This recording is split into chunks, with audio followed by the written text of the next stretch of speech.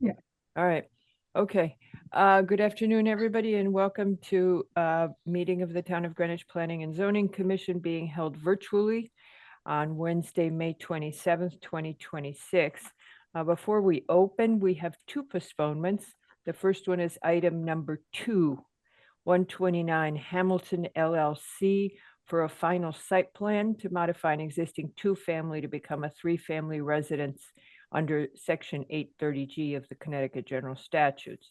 The second postponement is application number 43 Old Post Road number 2 LLC for a final site plan and special permit to construct a 6-unit residential building at that address.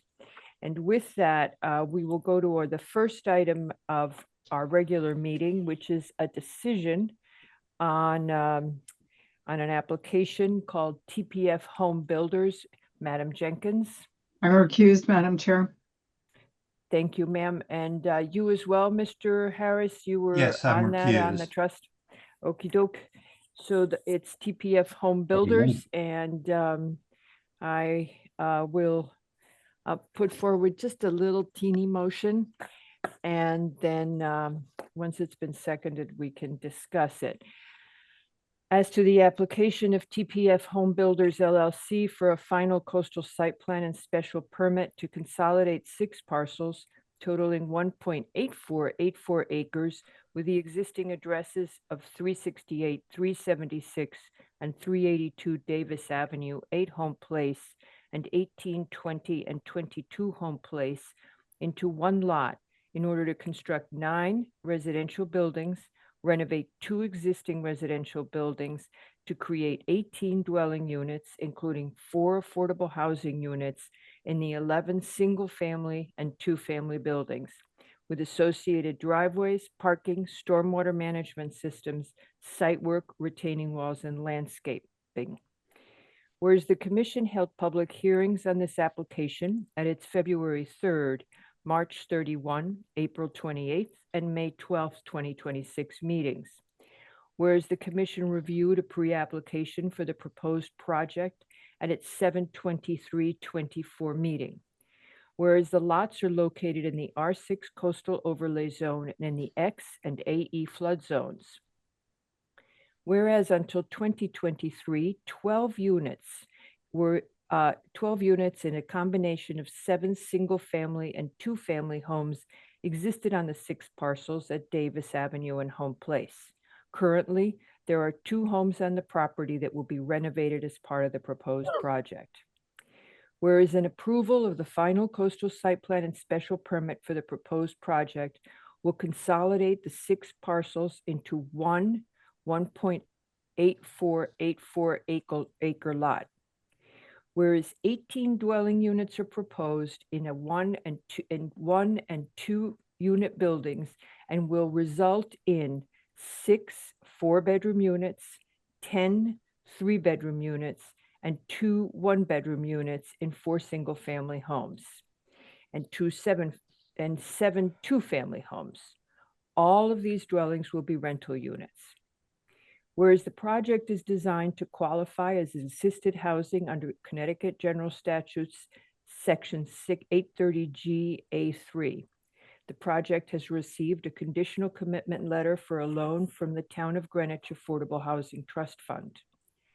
Whereas the 4 dwelling units to be designated as affordable housing units will be deed restricted for 40 years and designated for households with incomes less than or equal to 80% of the greater of the area median income or 150% of the state median income. Whereas the applicant submitted a draft affordability plan to establish compliance with CGS Section 830G and the funding from the Town of Greenwich Affordable Housing Trust Fund. Whereas the P&Z housing specialist provided comments on 1/28/26 and is working with the applicant to revise the draft affordability plan. The applicant is also to provide a declaration of restrictions. The law department and the P&Z housing specialist will review the final declaration of restrictions and affordability plan with those documents to be recorded on the Greenwich land records before any zoning or building permits would be issued.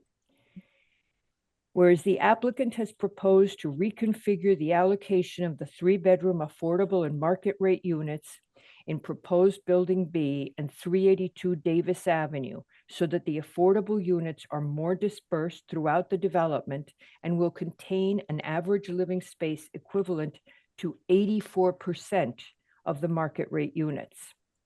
Whereas the applicant has represented on the record that the workmanship and finish for the market rate and affordable units will also be comparable. Whereas the building zone regulations may allow up to 18 dwelling units in 9 buildings on undeveloped land of approximately 1.85 acres if that land were to be subdivided into lots that comply with the R6 zone standards. Whereas the floor area ratio, green area, and one of the minimum side yards of the proposed project would conform with the building zone regulations. Whereas the building height, the number of stories, the minimum yard, the minimum front yard, and one of the minimum side yards of the proposed project would not conform with the building zone regulations. Whereas 40 on-site parking spaces would be provided, where 46 are currently required by the building zone regulations. Whereas the coastal site plan was referred to the Connecticut Department of Energy and Environmental Protection, DEEP, and it was required because a utility connection is proposed in the small area of the FEMA flood hazard zone AE13 on the property. Whereas Connecticut DEEP issued comments on 2/3/26 stating that as the proposed development is not located within the flood hazard zone, is away from sensitive coastal resources, and reduces overall stormwater runoff rates from the site, we find the application consistent with the Connecticut Coastal Management Act. Whereas the commission finds that pursuant to section 22A 106E of the CCMA, the proposed activity with any modifications proposed by the commission is 1, consistent with all applicable goals and policies in section 22A-92 of the CCMA and incorporates as modifications all reasonable measures, including best management practices for stormwater and erosion control, which would mitigate any adverse impacts of the proposed activity on both coastal resources or future water-dependent activities. Whereas the Fire Marshal's Office issued comments dated 1/27/26, stating that an additional fire hydrant was required. The applicant coordinated the proper placement of the new hydrant with the Fire Marshal's Office in the home place right-of-way south of the proposed driveway. That hydrant will serve other existing homes. Whereas the Fire Marshal also stated, based on meetings with the developer and documentation provided, and the normal subsequent approval process to be held with his office, the Greenwich Fire Marshal's Office is comfortable that the proposed development as presented meets the applicable fire protection, access, and water supply requirements of the International Fire Code and the Connecticut Fire Safety Code, and that proper maneuverability is available for responding fire apparatus within the site. The Fire Marshal also outlined the construction phase fire safety requirements that apply to the project. Whereas, in response to neighbor concerns about blasting, the Fire Marshal updated the blasting permit policy that is available on the town website with other permitting and policy information. Whereas the Fire Marshal, in comments dated 5/16/26, restated why the installation of the additional fire hydrant is required, and that the turning movement analysis complies with the International Fire Code for apparatus entry into the proposed development. The Fire Marshal did note those off-site locations to the south of the proposed development where current conditions of roadway narrowing, vegetation encroachment, and existing driveway widths do not meet current IFC standards and would not permit direct fire apparatus access to a structure. Firefighting strategies in those locations would likely involve use of hand-stretched lines from the roadway. Whereas Aquarian Water Company issued a water service letter dated 4/10/26 confirming it has sufficient water supply to meet the estimated demand for the proposed development. The estimated average day demand is 1,875 gallons. The maximum daily demand is 3,750 gallons. The hydrant demand is 500 gallons per minute at 55 PSI. Aquarian confirmed to the P&Z department staff that a high service agreement will be required because water system pressures at the project site would range from 97 to 107 PSI and recommends installation of a pressure reducing valve for the proposed development. Whereas the DPW Sewer Division issued comments dated 5/12/25 stating that its outside consulting engineer, CDM Smith, reviewed the existing and proposed sanitary sewer flow data, noting the proposed development would result in an increase of approximately 2,240 gallons per day of average flows, with an increase of 9 gallons per minute of peak flow. The Sewer Division further stated there are certain areas of the sewer collection system on Davis Avenue that see peak flows in excess of 80% of the pipe capacity, and there have been times we have observed high flows just downstream of the proposed development. The sewer system, as it heads downstream into the larger diameter pipes, such as the Bruce Park Avenue interceptor, and downstream of that to the plant, are not a concern for this proposed project, and this project would have a negligible impact to those lines. However, given the localized concern with the Davis Avenue sewer just upstream of the Bruce Park sewer pumping station, and to be consistent developments with other developments in areas of town with some sewer capacity concerns, the developer will be required to perform some investigation work in conjunction with the town and CDM Smith. Depending upon the findings of that investigation, it may result in the need to perform either cured-in-place pipelining of sewer segments and/or some sewer manhole rehabilitation. The exact scope cannot be determined yet until after the investigation is completed and further analysis is performed. Specific to this project, with an overall average daily flow increase of 2,240 gallons compared to prior flows, and the overall capacity ranking of the sewer system would result in a potential for a 6-to-1 removal rate of 13,500 gallons per day, or 9 gallons per minute of extraneous flow removal. Whereas the Sewer Division also stated that parts of the sanitary sewer system main on Home Place may be private, and CCTV inspection of the main will be required by the applicant. Depending upon the findings of the CCTV inspection and the Sewer Division's review, additional work may be required on the sewer main and Home Place. If those segments require work, they would be applied to the removal of extraneous flow for the Davis Avenue sewer above. Whereas the applicant submitted a signed letter acknowledging receipt of the Sewer Division's comments to the Commission on 5/12/26. Whereas following review of the applicant's revisions to the proposed stormwater management system, the DPW Engineering Division issued comments dated 4/23/26 stating that the drainage summary report is acceptable and requested revisions to the construction plans and the forms SC 107 prior to the issuance of zoning and building permits. Whereas Kimley Horn Associates prepared a traffic impact analysis dated 11/25 to review potential traffic impacts from the increase of 6 dwelling units on the property. Vehicle trips are projected to increase by 3, during the weekday morning and evening peak hours.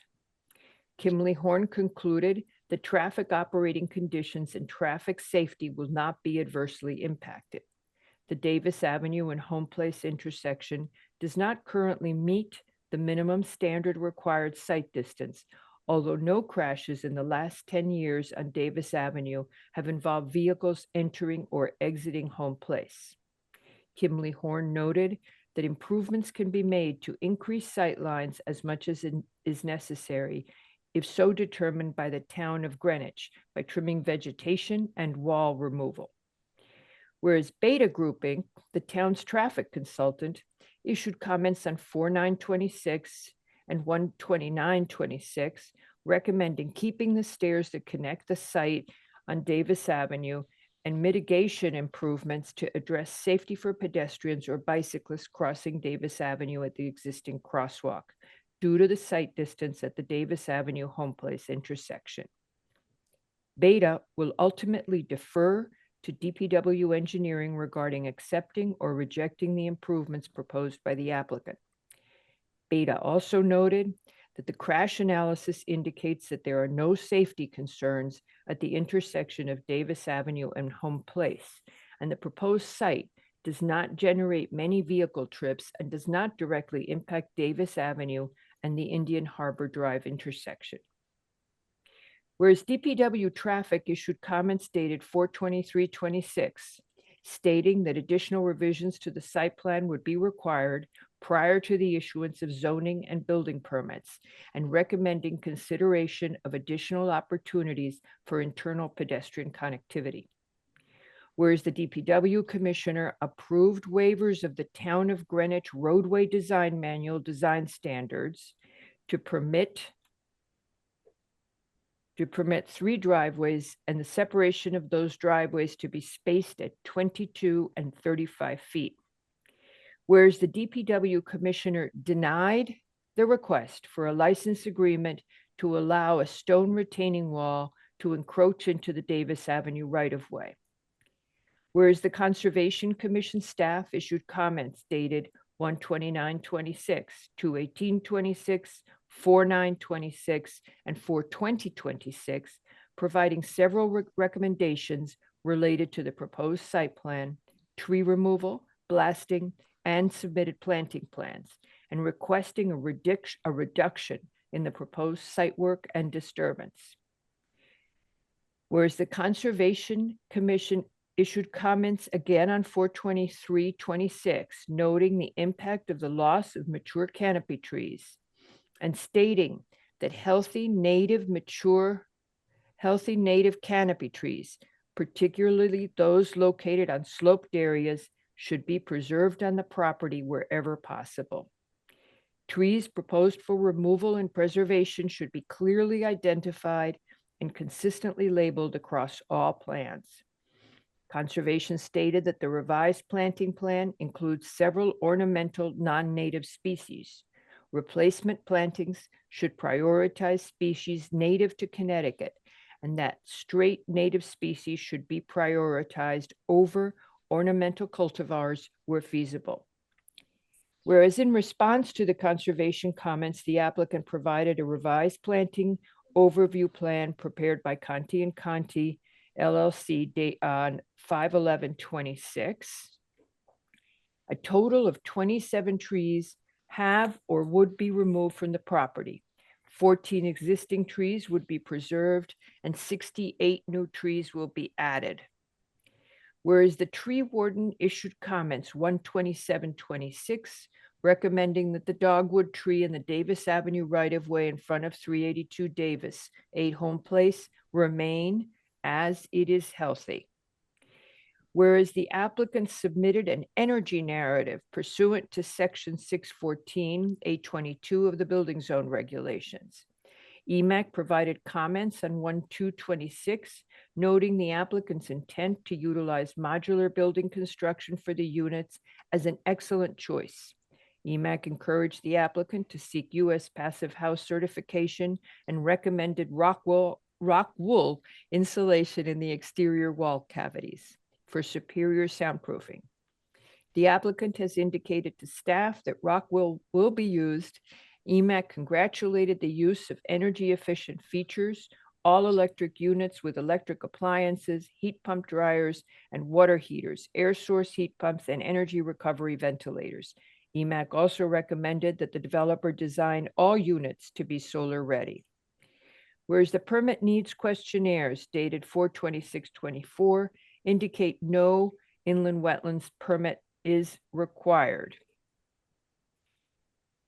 Whereas the applicant has provided a draft phasing plan that the commission wants revised to include both a narrative summarizing the logistics of the major construction phases and a separate phasing plan, not on the development plan, that clearly depicts the location of stockpiles, sediment, and erosion controls, vehicle parking, material storage, and the direction of the construction and installation of the modular units, along with expected timeframes. Therefore, got it? Okay, here we go. Therefore, be it resolved that this application is hereby approved with the following conditions. The applicant is to, prior to the issuance of zoning permits, the final declaration of restrictions and affordability plan will be reviewed and approved by the law department and the P&Z housing specialist and recorded in the Greenwich Land Records. Prior to the issuance of a zoning permit, the applicant shall provide a narrative summarizing the construction phasing and logistics with a detailed phasing plan for review by the planning and zoning department. Prior to the issuance of zoning permit, the applicant shall address any and all remaining staff or departmental comments. Any changes to the proposed plans shall be reviewed by the planning and zoning department staff. Do I have a second? Second. Mr. McRae has seconded. Discussion, folks. I think you covered a lot. It took days. I was telling Tracy today, it took me like a week and a half to write it because I kept picking up little pieces. I wanted to make sure we got in there, that we had reviewed something and we had considered it. But any questions about stuff we said? I wanted to make sure that y'all were good with a couple of things. Tracy, do you want to say something before I? Yeah, I just Go had ahead. one proposed change related to the fire marshal comments. Yep. Where you said use of hand stretched lines, that should be deployment of hand stretched hose lines. Okay. And that's right out of the memo. I think I tried to put it into English, but I'll put it back into good technical speak. He likes the word deployment. Yeah, he was probably in the military. Of handheld Hose lines, so we know what kind of lines we're talking. We at least need the word hose anyway. hose Use of lines. No, deployment's a good word. Okay. Yeah. All right. Anything else, Tracy? You wanted to make sure we knew we had the fire and the sewer that we had picked up the most up-to-date comments. Is there any other thing that you thought we missed? No. Okay, I missed, I should say. I No, haven't heard no. them yet. Everything else. Mr. Wells. Thank you, Manager. Yeah, we could pick this up in final proofing, but just wondered, maybe we could double check. Rockwell, were they good at soundproofing or insulation? And I picked up soundproofing, but I Yeah. could have made a mistake because I was going through the comments. So you, I think why it's don't I put insulation.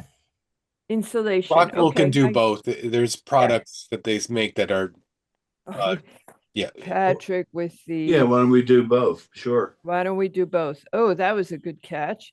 I think I was trying to make the sentences shorter. Take out the word that as often as you can. Because it doesn't usually add anything to the sentence, right, Mary? Okay, so the question I had for you guys, I think we hit the fire stuff. I think I hit the fire stuff, sorry. I keep saying we, and you guys are just hearing it now, but the hydrant's going to help the existing houses. The concern that the neighbors from the down the road houses had is an existing concern, but the hydrant will help, and he knows, the fire marshal knows how he would address it, so we put it in there. This next thing is the phasing plan. That they gave us something, and that we want it revised to include both a narrative, and I just want to make sure I captured the thoughts from the last meeting, include both a narrative summarizing the logistics of the major construction phases and a separate phasing plan, not on the development plan, that clearly depicts the location of stockpiles, sediment and erosion controls, vehicle parking, material storage, and the direction of the construction and installation of the modular units. And I was going to add, now as I was reading it, with an expected time frame, and I know that changes a lot as people go, but at least it'll have some sort of timing that people can look at. So An ongoing updated time frame, right? It's a not necessarily. Do you guys hear from people when their timeframes change? And if they're not, it's just only if they're not going to meet the state guideline, right? The state max, right? you're asking. You're asking was staff, asking right, staff. Madam Chair? Sorry. Yeah. Yeah, generally, we do not hear about the timing issue until we run out of statutory timeline. And one thing is, and I mean, I'm asking with an expected time frame, but then I started thinking, you don't never really totally know, because you don't know how long it's going to be before you get permits, and they got a lot of road to travel here, because they've got the sewer stuff, they've got a lot of work ahead of them. Well, there's a very watchful public here too. Yes. Oh, that's absolutely. We just So got that something kind of last week. scrutiny will Yeah. cover a lot of Yeah. misses on the part of anybody else. Well, but we have to put it all in the decision letter, so it's called Mr. Nick. I would say just to add in, when you're talking about the modular construction, Yeah. details on the plan of where the modulars are delivered to and how they're actually taken from the street onto the site, whether it's lifted onto the site or the trailers are driven onto the site, that kind of thing. Okay. Understanding the nature of a home place is narrow. These things are tractor trailer size. Will the crane pick them up off of Davis Avenue and bring them in, or how is that going to work? So how lifted and installed? From the street. Well, if you're because they can't get in and lifted and installed from the street. Okay. I should say moved, because lifted is probably better. Okay. Yeah, I watched it with 30 Orchard, was it? Watched it with one of our 830Gs, and it was interesting because it was very carefully choreographed. Yeah, very carefully choreographed. So if you've done it, I guess the guys who deliver it, they know how to do it, but good to ask. Anything else? Aren't happy with the EMAC. Okay. You guys ready for a vote? Mr. Yeski? I'm ready. All right. All right, Mr. Yeski, Aye. Mr. Wells. Aye.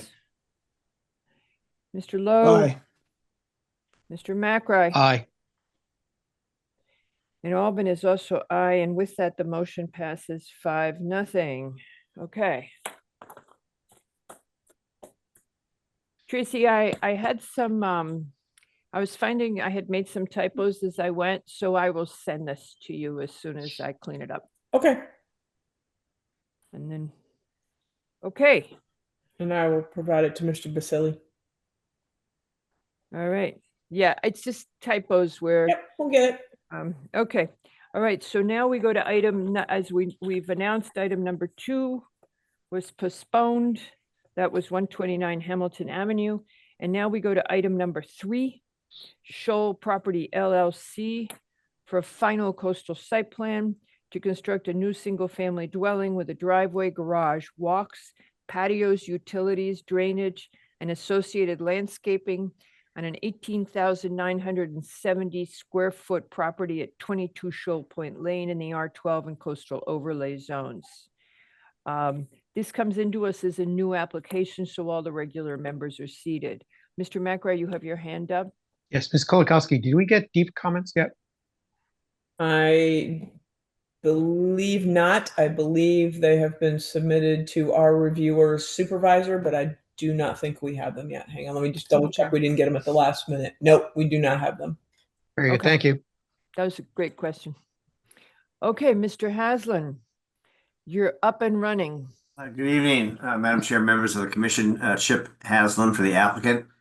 With me tonight is Len DeAndrea, civil engineer with Rocco DeAndrea it's Inc. Derek, the screen says Derek Demas. Yeah, that's probably Len because that's a colleague of Len's at Yeah, okay. Rocco DeAndrea. So I'll move up Mr. Dumas. I think yes, thank you. And hopefully it'll be Len.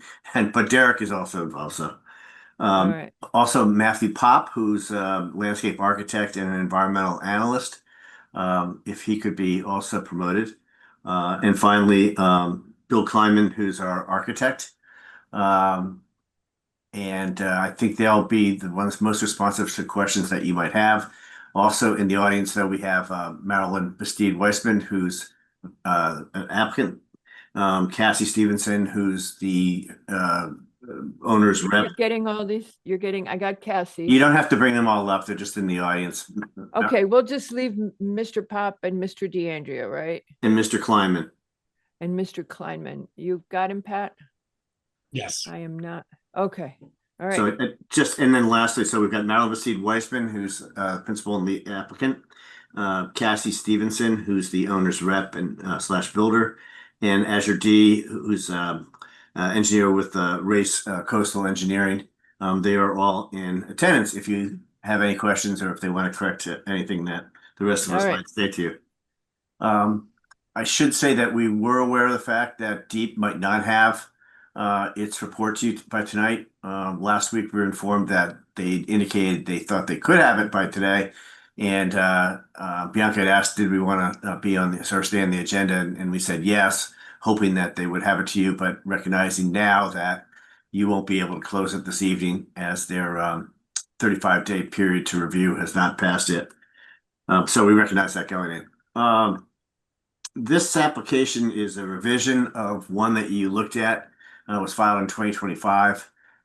You looked at earlier this year. We were making revisions to it in response to comments from the commission and from Conservation Commission and other departments. And we simply ran out of time to get those revisions into Town Hall and to have the various departments review them. So we withdrew that application and we made our revisions and then refiled the current application with you folks.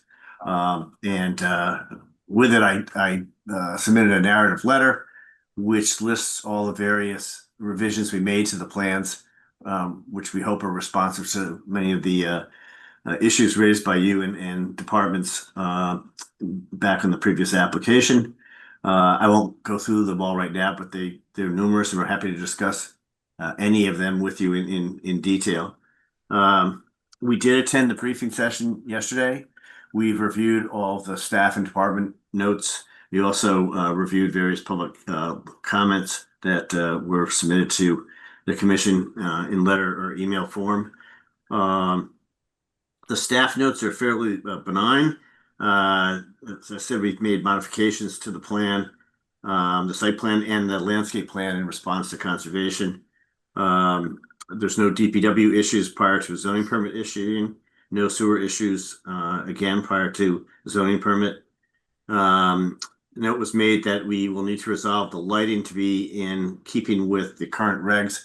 We haven't really explored the lighting yet, but when that day comes, we know that we will have to meet the current requirements of the lighting specifications. I did just want to point out, having read so many of the neighbors' comments, that there seems to be some misconceptions about this project, and just to make sure that everybody understands, this is not a proposal for an 8,000 square foot house. It's a proposal for 4,812 square feet house and garage combined. That comes in as a 0.218 FAR, whereas 0.315 is permitted in the zone. I submitted a comparison of other houses on Shoal Point Lane, and I think it shows that this house is very compatible with the other houses that are there. It's not 5 stories, it's 2.5 stories. We have 75.6% green area, whereas 55% is required. So we're well in compliance with that. No variances are required for this application, and in all respects, it conforms with the BZR. We know you have some questions under 6-111, in particular, the CAM regulations, and we know you have some concerns about the garage, which we will address shortly. I think those were the predominant issues. Again, picking up from your briefing yesterday, I think it boils down to, is there any chance that we can move the garage further forward? And there really isn't, without getting a variance. We had previously applied for a variance in this project, and it was clear that there was going to be objections to that from the neighbors. So we decided to pull back and conform to the regulations, which we've done. We know that. I just, Go ahead, just to sorry. interrupt you for a second. Sure. Patrick, would they need a variance if we asked for something subject to CAM? Well, Subject to 6-111, would they need a variance? That wasn't, I thought we could address things subject to 6-111. I don't think we can allow a lesser setback than the minimum Okay. required. All right. Okay. I thought that if you were moving away from sensitive coastal resources, you could vary your side yards. You could vary your yards. I mean, natural features and whatnot could be a discussion point for a variance, but I don't think this commission can. But we would not be able to say, I was struggling with that wording, so I just wanted to check. Okay, go ahead, Mr. Haslam. Thank I you. just didn't know. I mean, we have tried, especially Bill Kleinman, the architect, and Lenny, to see what we could do. We've reduced the footprint of the garage. We got rid of the potting shed. We opened up the foundation of the garage to allow for coastal tidal flows and to minimize the cut and fill issue. And it's really come down to, as Bill's explained to me, that in order for this to be a functioning garage, we really can't reduce the size of it anymore. And we do meet the setback requirements from the coastal area. I'd like to have Lenny address the 6-111 issues in 6-139.1 as an engineer and an expert in this area. Len is an indicated engineer with Rocco V. D'Andrea. I think you all know him. He's been practicing in town for decades. And Len, I was wondering if you could address the issue of the compliance with 6-111 with regard to it being the project being consistent with that section of the regulations, as well as 6.139.1 and the POCD generally. If you could comment, Len. Sure. Len D'Andrea, Connecticut professional engineer with, although we often say Rocco V. D'Andrea Inc., we're pretty much going under D'Andrea Surveying and Engineering PC these days. We were charged with designing a plan that meets the policies and goals of the CAM Act, which is reiterated under Section 6-111 of our zoning regs, meet the requirements of Section 6-139, which is the flood hazard overlay zone, and then provide a stormwater management plan that meets the design requirements of the drainage manual, which recognizes this as a very sensitive location. So as far as 6-111, we're preserving the shoreline and the shoreline buffer. We have no disturbance along that shoreline or the buffer. We are enhancing the area between our disturbance and the shoreline with a planting plan that Matt Pop will speak to. We're minimizing the potential for damage in a flood-prone area by designing and building the house outside of the FEMA AE zone. It will be constructed entirely within the the X zone. And except for the detached garage, which will be designed to the regulations for a structure in a flood zone, but the floor will be elevated above that base flood elevation. And then through construction, as part of the CAM Act, we're also provided the sheet for a very comprehensive sedimentation and erosion control plan. I'll talk to you a little bit about that in just a minute. And then moving on, what about section 6-139-1? Again, placing the dwelling entirely outside the FEMA AE 15 zone, which is called the FEMA X zone. We have a small minimized footprint for a detached garage that has been designed in accordance with section 6-139, and continuing that along, we have no need for flood vents because underneath the slab of the garage will keep that open. The garage slab itself will be elevated 1.5 feet above the base flood elevation. Then the stormwater management plan, which of course is very, very critical for this cove area. A sensitive area. We're very fortunate to have extremely well-drained soils, very gravelly, sandy with cobbles. The engineering division has endorsed our design. We excavated a total of 5 test pits on site, and all are very consistent. We went down to a depth of 8 feet, which is actually below the floor elevation of the basement, which will be in the X zone. And then rounding it all out together is what do we do during construction? Again, we provided a very comprehensive sedimentation erosion control plan that we've beefed up the sedimentation fencing by doing double rows of fencing. Very easy to install. If you know the site, right now it's been kind of a meadowy, grassy area, lawn area that's fairly long right now. Easy to entrench. We'll have dewatering filtration bag if we have groundwater, but based on what we've noticed digging out there, we don't expect any groundwater. We'll have catch basin inserts, and of course, we'll have an anti-tracking pad. And then finally, we will be monitoring this site throughout construction because we know it's a very sensitive location along the coast. Based on what we've done and the comments we received from Connecticut DEP, the first go around, which we've made revisions to, the engineering division, we have designed this in such a way that it will not adversely impact the coastal resources. We've designed it so we're going to minimize any sort of potential damage as a result of any coastal flooding. And with that, I can certainly answer any questions you may have. Thank you, Mr. DeAndrea. Anybody got questions?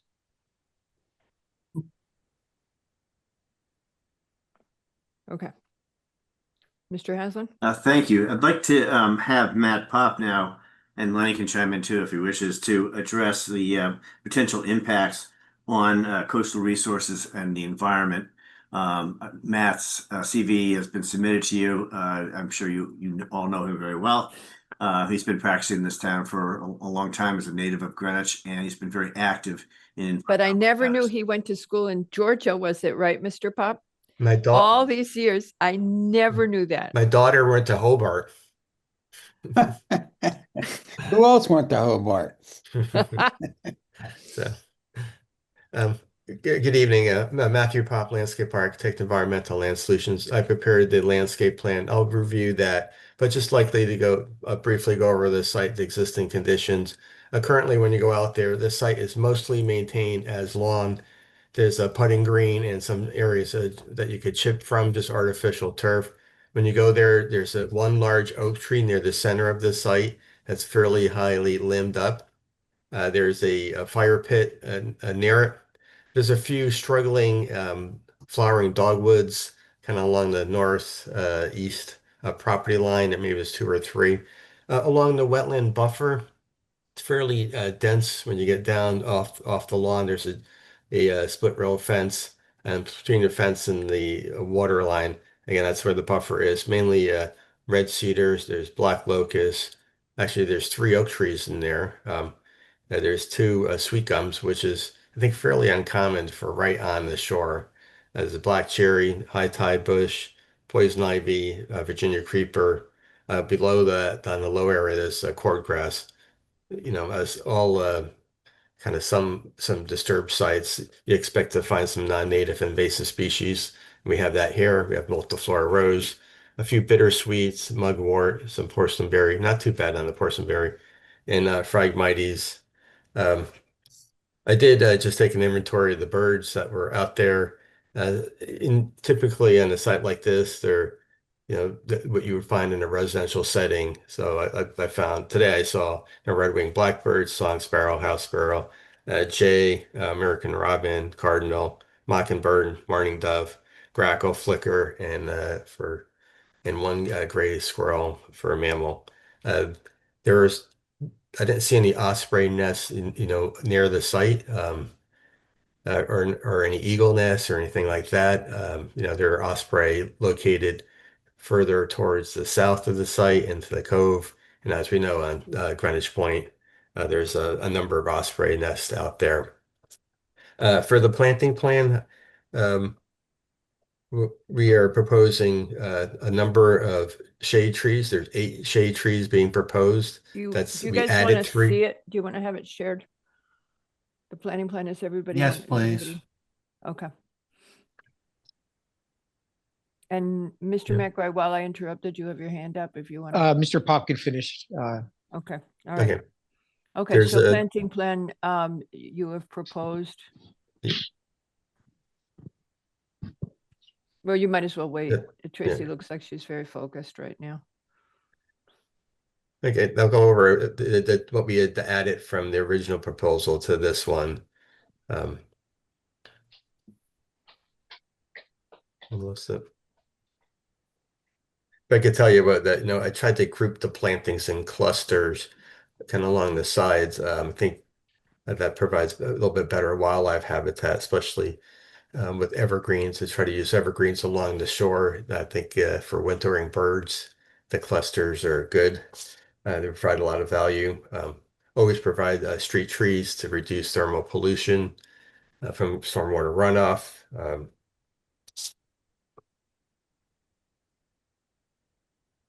Is that? Yep. Yeah, whatever update happened, sharing is not something I can do right now. I'll get on it. Hold on. Okay. It's faster to go into the application file and just scroll down to the landscape plan. I have it. Zoom is not behaving for me tonight. Or it didn't update. That's the other thing that can always happen. And then when yours doesn't update on your computer, it just ignores you. Yeah, it's Yep. giving me weird system settings that I have never seen before. Uh-oh. This is why, yes, the challenge.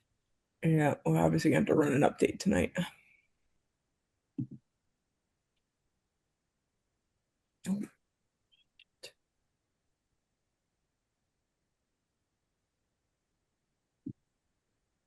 And you are co-host, right? If you want, I could probably share on my screen.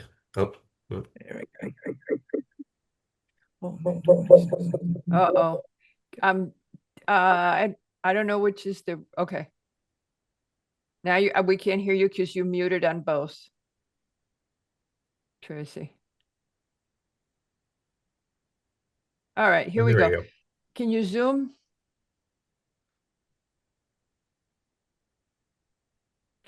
And Tracy, would you raise if you didn't remove your second self, raise the hand on the one you want me to remove?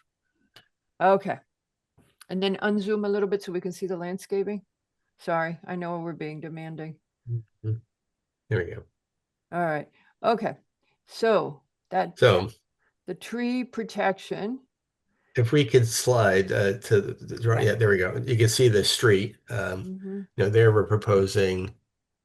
We have the 3 large growing shade trees, which are hackberries, a black gum, and an oak. And then along the property line, which is in kind of the top right, we have a cluster of evergreen shrubs. And then when you get kind of in this top center, we have again more shade trees, large growing trees with shrubs underneath them. Along the kind of the linear line along the shoreline, you can see kind of a clouded areas existing vegetation, and we have boulder demarcation that delineates the kind of the wetland buffer. And if you keep on sliding, maybe slide up a little bit so we could see the dock, or down, we go the other way. There's a dock there, and from where the house is, we have just a stepping stone path to the dock. And then at the bottom of the sheet, again, we have another cluster of shrubs there. And when you total up the wetland buffer, it's from the existing fence, which is right along the lawn area. We're increasing the buffer area by 3,600 square feet. And so that's 3,600 square feet of less lawn area. And those are the areas that are planted. Again, we have 8 shade trees. We have 4 understory trees, which are the shad. We have 11 evergreen trees, red cedar and American holly. We have 73 shrubs, the bayberry, pasture rose, which is the native rose, and groundsel tree, which you see growing along the coast. And then for herbaceous Not plants, familiar with that one. mainly Grunzel. along where the dock is, that area, we have 365 herbaceous plants, including switchgrass, blue stem, and seaside goldenrod. All of the plants are native. They're all, I would consider them, high wildlife value plants. And then with these plantings, I would think that there'd be, a beneficial impact to the wildlife and to the coastal resources down from, just downstream of the site. So with this project, I don't see any significant adverse impact to the coastal resources. If there's any questions? Any questions, anybody? Nick, you had your hand up. Mr. Pop answered it, but Mr. Pop, just to confirm, the 24-inch oak that's out there that you said was limbed up, that's actually being taken down because the foundations are in the way? It is right next to the foundation, I believe. Got it. Okay, thank you. Yeah, I'm surprised it hasn't been hit by lightning yet, or maybe it has. It's out there by itself. Okay. Mr. Yeski. I had a question of Mr. DeAndrea. Mhm. I was curious, having worked in this town a lot, does he have any recent experience in this area? It's a kind of a peninsula, and there's been many houses built. He goes through detail on this site, but the site is part of this area. I was wondering if he had any real world experience and what's happened to that. Is Mr. DeAndrea there? Yes, I'm Yes, here. yeah. We've been, I started working here in 1982, and we all remember the December storm, which was a real wide awakening, where we said, oh, that's why they must have flood prone area regulations in place. And we've been applying them really ever since. We've worked right around the corner on Berkeley Street. We've worked right next door for our neighbor Peck in designing a pool. 58 Shore Road, maybe another recent one you remember. We were involved in that. So yes, we've had a lot of experience. What we're looking for again is water quality. Can we manage the water quality in a way that we're going to protect Long Island Sound? And this site gave us great soils to do that. So firsthand experience. As far as erosion on this site goes, walked it again this afternoon. It's got a heavily vegetated shoreline itself. And then we have a established lawn area coming up the slope, and we're staying off that. This is a very compact footprint. So as far as I'm concerned, I see this as being one of the easier ones we've worked on. Don't forget, we've certainly submitted applications and approvals for houses designed in the VE zone, which are certainly a little bit more difficult. But nothing on this street. This street, we did a couple. We did right next door for a pool. And then around the corner more to the left, we did another pool and some other site improvements on this street itself. But not on the water? Oh, they're both on the water. Yes. Both on the water, okay. Yep. Thank you. Mr. Lowe. Yes, for Mr. Pop, you mentioned that there were, I think you said, a few struggling dogwoods. Are we to assume those are coming down? I would think that they would come down. They're thin. They don't look that great. They're right on the north east property line. They're fairly small. They're not. They're probably 8 feet tall. Is there something specific about how their struggle is manifest? It's it's an exposed site. Probably a lot of salt water or salt air hits those plants. Usually I'm using dogwoods, maybe a little bit more more protected spot. But usually you got to still keep them in full sun so that the leaves dry out when it rains so they don't get mildew on them. But so usually along the coast, I'm not using a flowering dogwood. But they've been there a while? No, I don't know. It looks like they've been planted, maybe within the last 5 years. They could be there a while, but they just haven't grown. But I would say they're fairly small, 8 feet tall. And one other issue, please. You mentioned that you had recently made a list of birds that you had seen there, and I may we assume that that's an anecdotal observation and not necessarily represents a comprehensive list of birds in the area. Is that right? Yes. Yep. Correct. I didn't know is there any implicit suggestion that there are currently very few more common shorebirds that are in the area? Today there were actually no shorebirds, but usually I was looking for yellowlegs, greater and lesser yellowlegs. Didn't see any of those. Didn't see any egrets or night herons, but typically you could probably find them, along the coast. Kingfisher, that would be another somewhat, shorebird that you would. I was expecting to see, in the winter time there'll be ducks, but there'll be a lot more, wildlife there. But they're mainly using, I would say they're probably not using the site itself where the lawn area is. They're using, No, right along the shore, the water's yes. edge, Yep. essentially, right? Yes. And also, were you also making the point that this development would not negatively impact the bird life there? Correct. Yes. And notwithstanding the cumulative eradication of most of the trees in the area. I know, I'll just leave it at that. Well, the main tree is that one oak tree. I would say that the smaller dogwoods probably wouldn't have any, I would say wouldn't have any significant Weren't there wildlife. other trees that had been taken down recently?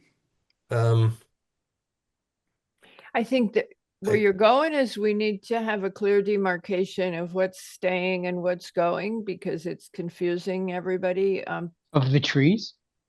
Yeah, because it apparently people aren't clear on Well, it. everything's going or Yeah, has gone. Yeah. It's either gone or gone. will be gone. Yeah, Right. well, Yes. along the shoreline, there's 3 oaks, there's 2 sweet gum. They're probably, maybe 10 to 12 feet tall. Those are staying. So I just I want think to point out I've too that got- the applicants did not remove those trees. Those were removed by the previous owner some years ago. So that's not something that they did. Okay. Yeah, no, we No, didn't no, imply that. I'm just trying to clarify so I understand what's being expressed here and represented. Thank you. Okay. Mary? Yes, Mr. DeAndrea, if I could just get some clarification. You referred to this project as being compact, but my recollection, and my recollection goes back to obviously the prior application, and my recollection is that the grade changes are basically covering the entire area other than the flood zone.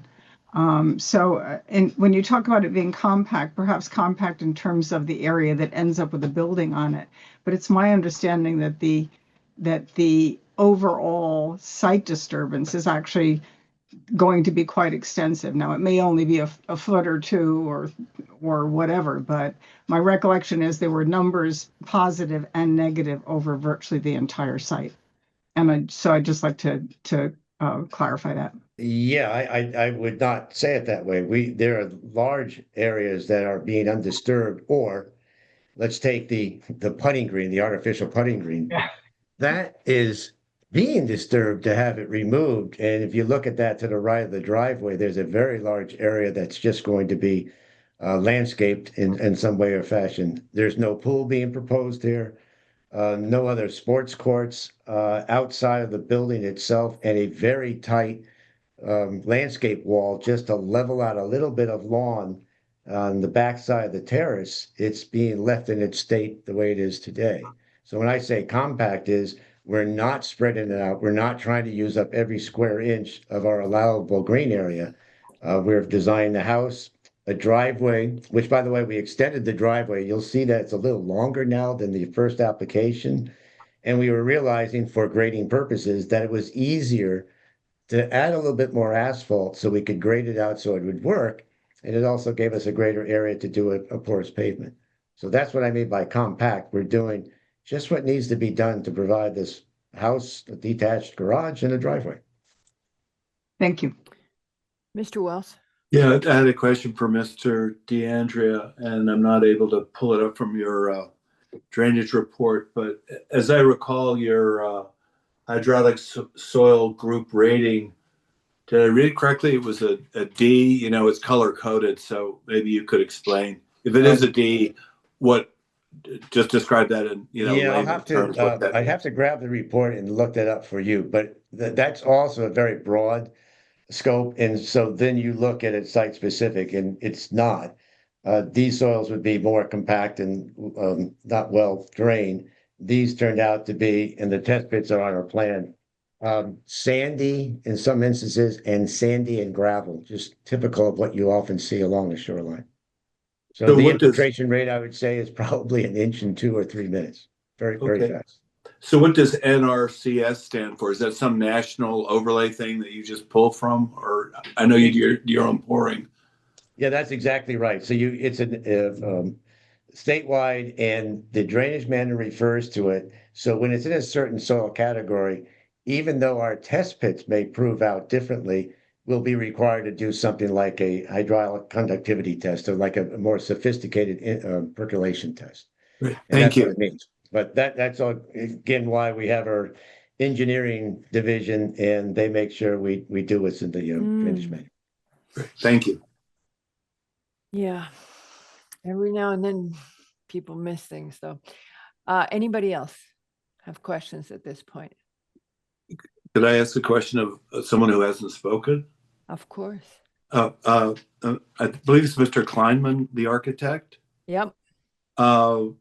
Just responding to a couple neighbors a number of neighbors commented about having a detached garage and saying that, you know, the houses in the neighborhood, none of them have them. Does the site provide, you know, such complexity or difficulty that you could not have a detached garage, or is it this more, you know, applicant preference? If you could comment on that. Mr. Kleinman? You'll need to unmute. Is that good? That's good. Thank You're you. good to William go. Kleinman, representing the applicant.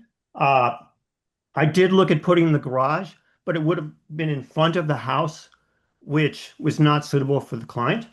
And locating and separating the garage from the house, so it's not structurally attached, was the only location that was feasible. And the garage is pretty small, even though it has an angled section in the back.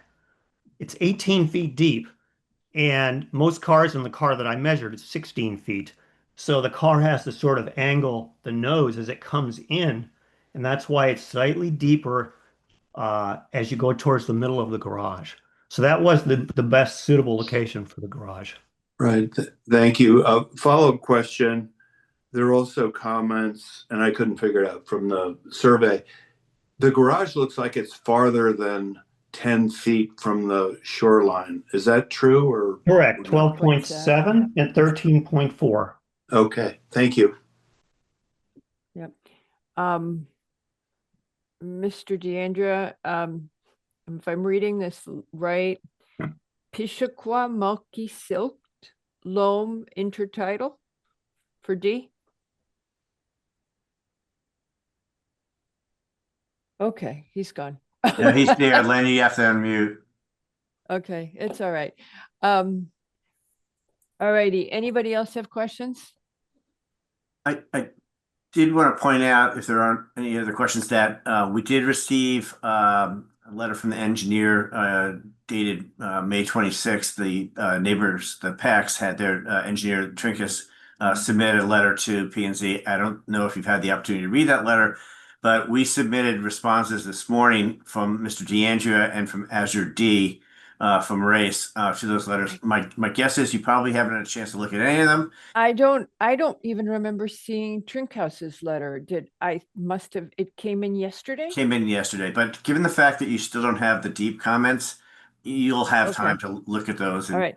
I don't think I've seen, unless somebody sent it to us separately. No, we have it. We have DeAndrea's response. We do. Tracy sent it. Okay. And you Tracy should sent have Race and Azure D's as well. Then I just missed it. Okay. If it came in yesterday, it's been a little tight for time the last 2 days. Okay. All righty. That was it, right, Mr. Haslam? That's all I have. Yes. Okay, I'd like to go to public comment now. I believe that they have an attorney, so we would allow the attorney to speak first. And that would be Mr. Green. Okay, there he is.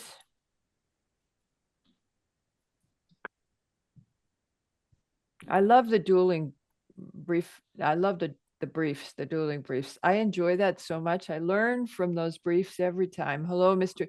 I love reading and the citations. I really sick thing, isn't it? I guess we're just geeks, but I always enjoy them.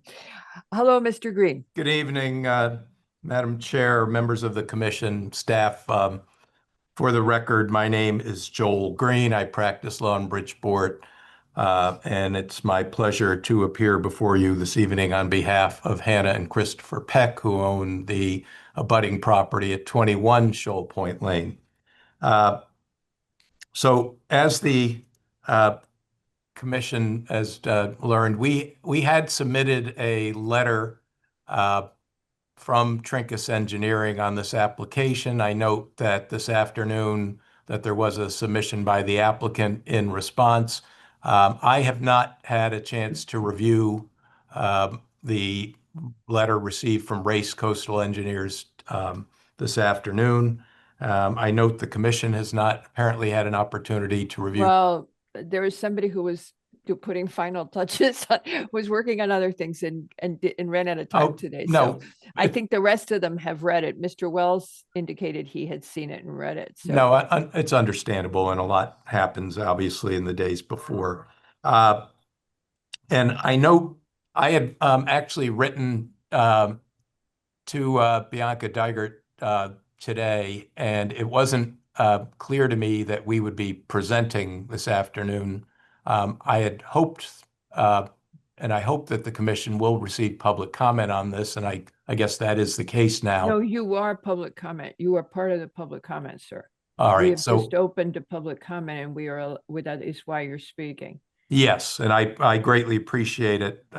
It was not originally noticed as a public hearing, so our but practice, sir, is to take comments at our Right. applications. We don't, even if it's not officially a public hearing, we want to hear from the public, and that is our practice. It is our choice, and you can count on us to seek out public input during our regular meeting as well. Go ahead. and that is a practice that we greatly appreciate. So thank you for that. First of all, I had written, when I submitted Mr. Trinkus's letter, I had also requested that the commission incorporate the record from the previous application that, as I understand it, was withdrawn because the applicant couldn't meet certain time limits. But I think it would be informative to the commission, even though the plan has changed, in that the structure has been, modestly reduced and relocated.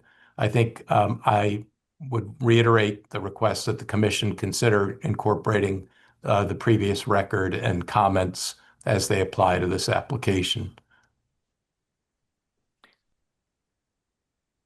We have we could do that, I suppose. It is what you submitted regarding your concern with the zoning, with how the yards were designated. That is what you would like us to include? Well, I think, yeah, we're happy to resubmit it, but obviously there was a considerable amount of discussion, and as this commission may be aware, my clients have initiated an appeal to the Planning and Well, you Zoning can Board of include both applications in the, anyway, we'll figure it out. Go ahead and keep telling us what you want to tell us rather than get into that. So we Mr. continue. Haslam, I'll ask for your input, okay? Well, I think what I would propose actually is, first of all, we continue to stand on our argument that the side yard and rear yard are improperly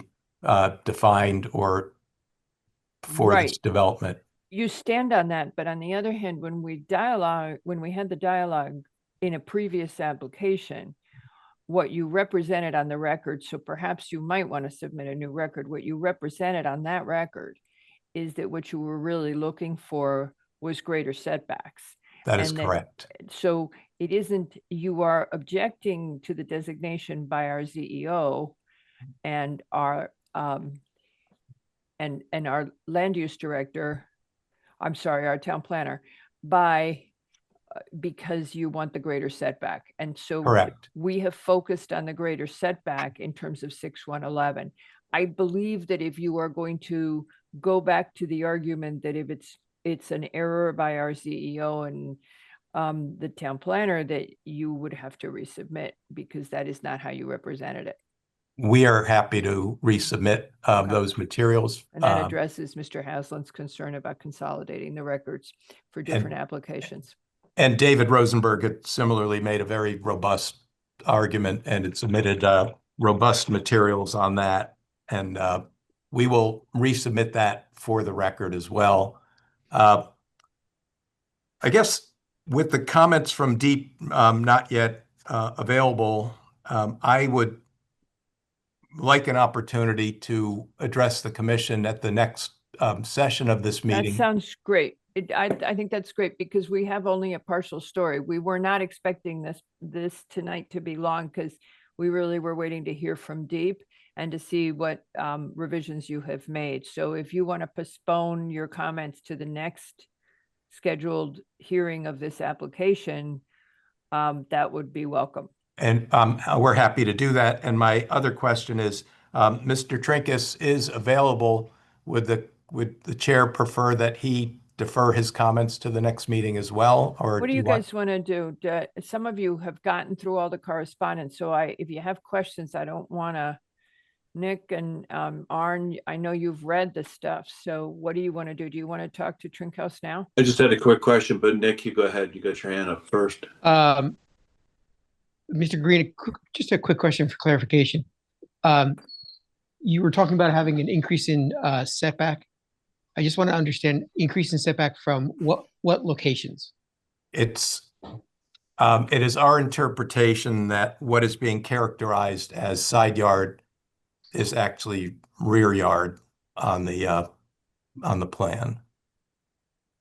And so it's not increased setbacks. It's actually redefining rear yard side. No, yard. he started out with the argument the last time. If you don't mind, Mr. Green, the last time he was before us, he started out saying that he didn't agree with how the ZEO had established the yards. And when we probed in the discussion, it turned out that his clients were looking for that change because they wanted a greater setback. That was the discussion we had. That's why we kept asking, can the garage be moved? Can the building be moved? And could 6111 allow us some latitude? Because the reason that they objected to the way the side yards had been set was because it created too much proximity. It was too proximal to the water. Correct. The structure, the location of the structure. It's like they hung on that hook Correct. And there's And a so really, rather than debate the expertise of our CEOs and our town planner, we said, okay, if this is your end goal at the last meeting, we'll, where could we go with that? Nick, you still have your hand up. Do you want to keep talking? Oh, sorry about that. No, it's interesting to me because actually redefining those yards would make the property subject to something different, and Right. then the yards would be irrelevant. Yeah, that was the problem we had the last time. If you change the way the yards are defined, you create a different thing. And it just seemed better to find a solution within the existing context. That's how I thought we were heading. Exactly. Yeah. Okay. Yeah. I thought we were headed in that direction, and that's kind of where we went. Okay. Anything else?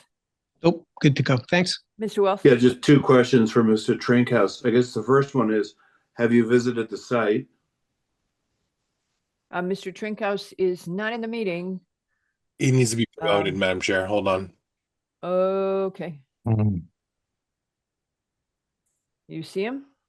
Yes, I'm waiting for him Got to him. join. He's in. He's Art, in. do you Okay. mind just restating again Yeah. for Mr. Trink? Yeah, Mr. Trinkhouse, I have two quick questions. The first is, have you visited the site?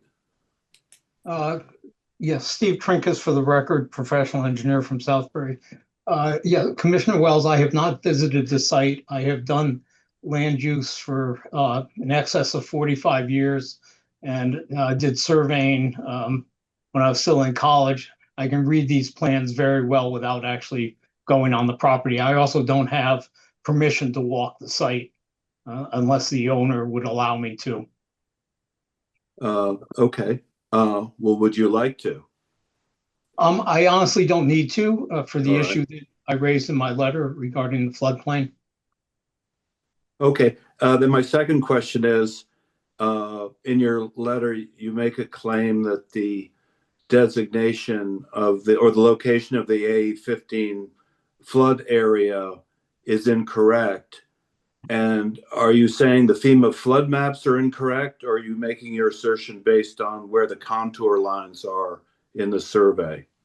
No, the FEMA maps are correct. And when FEMA lays out any of the flood zones, whether they're coastal or on inland streams and water courses, when they define an elevation for the flood limit, the elevation is the controlling location of the floodplain. If you look at the graphical representation on the applicant's plan, the graphical representation wanders between 9 foot all the way up to 15 foot. Water seeks its own level. Water does not lay on a slope. So the graphical line simply is not a valid representation of the floodplain. When an elevation is called out, that contour line is the limit of the floodplain. I have spoken with 3 different land surveying firms that I've worked with. One was RKW in New Canaan, New England Land Surveying in Danbury, and actually the old director of health in Stonington, where I was working part-time. And they all confirm that when FEMA defines an elevation for a flood zone, the elevation is the controlling location of that flood zone, not the graphical representation shown on the FEMA mapping. Okay. Well, I think as a town here, we've been relying on the FEMA flood maps for presumably good reasons, but I'll let you argue that out with the DeAndrea firm. I'm not going to get in the middle of that. And yeah. And Patrick's view. Yeah. Patrick, do you have a comment on that? The jurisdictional authority of FEMA is the map that they provide. I understand that water does seek its own level, and I think an engineer reviewing that would understand that. But whether you're asking me if there's a modification to the flood zone that needs to be adjusted, I would say that no, that's the federal government's jurisdiction, and they've provided data that creates the boundary right now. And that's my understanding. Legally, we need to follow the federal government FEMA flood maps, not creating our own flood maps unless we get sign off from the federal government. That's, If I thank you. may address, Patrick, you know, the FEMA map shows a graphical line, but it also calls out a specific elevation for the limit of the 100-year flood line on this property. We're not asking to change that designation. We're simply saying that the flood line must follow the 15 contour, which is on this site, which puts a lot more of the house within the limits of the 100-year floodplain. FEMA has defined it as elevation 15. That is the controlling elevation here, not a graphical line on FEMA mapping, which is roughly 1 inch equals 400-foot scale. The elevation controls. You know, Madam Chair, we will address this further in a submission, and we'll also address the issue on the definitions on sort of the setbacks, and we can take that up at the next meeting. Madam Chair, I'd just like to respond or ask one question, if you don't mind. Yeah, please, Patrick. Mr. Trinkus, by floodline, what are you defining, or what is your definition of that? The AE line by FEMA is the limit of the 100-year flood line in the coastal environment on this particular site. It will vary. I know in Fairfield Westport, it's around elevation 13, you know, so it varies depending on the coast, but it is the limit of the 100-year floodplain, which is the jurisdictional boundary, you know, if you're going to be in or out of the floodplain, whether you need, you know, permits to do so. Thank you. I just had a further comment on floodplain is a riverine designation, not a tidal or water flood designation. I mean, flood, you know, i.e. river overflows, that's the floodplain. You don't describe a, you know, seaborne storm, that flooding as the floodplain as far as I know, but it's just my comment. Well, maybe we just have a designation difference. We'll address in a subsequent memo. Yeah, I think that would be good. Mr. Lowe? Well, yes, to the extent I believe you were attempting or suggesting that we canvass members of the commission to see what our views were with regard to a more comprehensive presentation by the various attorneys, et cetera. And I just think in the interest of tonight, that is, in the interest of time and efficiency and continuity, I would suggest that we encourage the attorneys that to not make their most comprehensive presentations tonight, and right. Understood. So I'm just confirming what you had interjected, that right. I don't know how the commission feels. Well, that's how this one commissioner feels. Okay. Thank you. Thank you. Brooks? I agree with Peter that we can address this all together at the next session. But when we do that, I did see that submission that had a picture of a bunch of animals and wildlife, and hopefully somebody can address, maybe Mr. Pop, whether the landscaping plan will accommodate each of those animals once the landscaping plan is completed. Thank you. Okay. All right. So with that, Mr. Green, you're done? You're going to come back at the next meeting and make your deal, and so is Mr. Trinkhaus. We're looking forward to that. Thank you. All right. Thank you.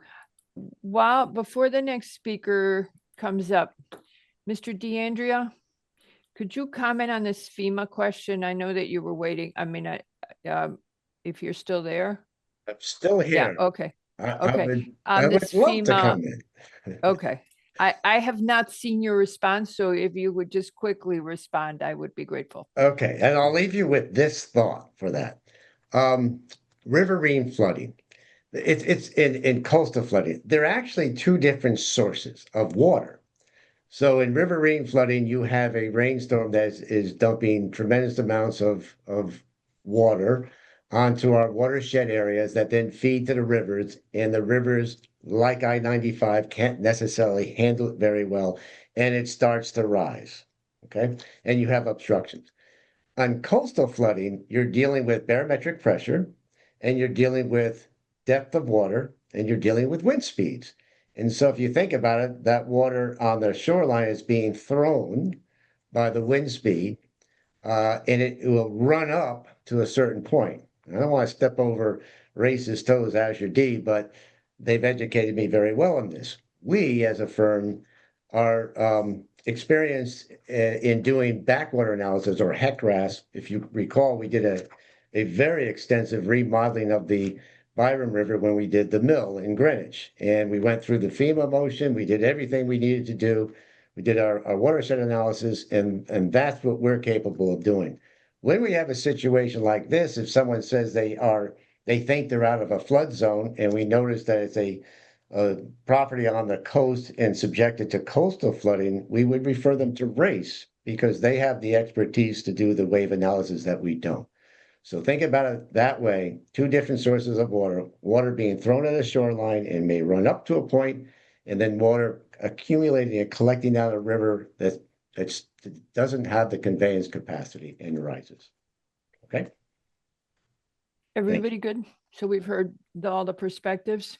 Madam Chair, if I could just interject before you move on a couple things that were stated by Attorney Green and Mr. Trinkus. Yes, of course. Azure D, so you have two memos that were submitted today, one from Mr. DeAndrea and one from Azure D of Race, addressing Mr. Trinkus's letter of yesterday. So you should have the opportunity to make sure that everybody in the commission has the opportunity to read that letter and the responses to that letter. So I think that's important. And I agree that better to leave it to the next meeting to address it in more detail as necessary once everyone's been educated. Unfortunately, I think Azure had to go to another meeting after 5, so she's probably not on still, but let's leave it until the next meeting. As far as access to the property is concerned, my client has indicated that we were never asked to provide access to Mr. Trinkus. She's more than happy to do that. I can work with Mr. Green in setting that up if that's helpful, but he did indicate that he didn't think that was necessary. So I leave it up to Mr. Green and Mr. Trinkus.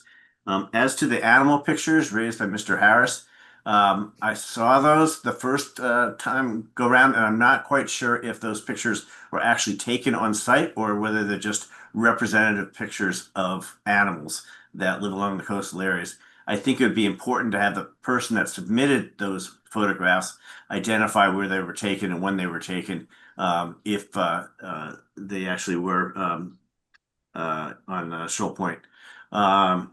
I think that's really it that I have at the moment, if you want to move on with further public comment.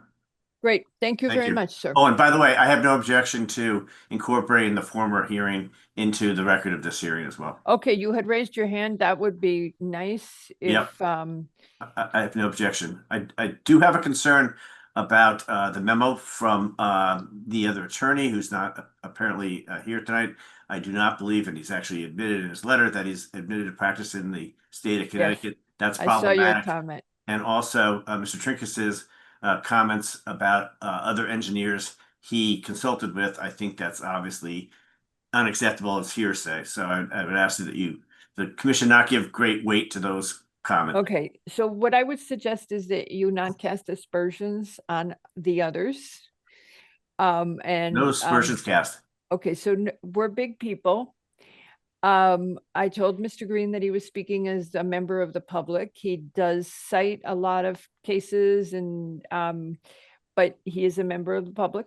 Mr. Green is an attorney in Connecticut, licensed in Connecticut. I have no objection to anything that Mr. Green says. No, okay.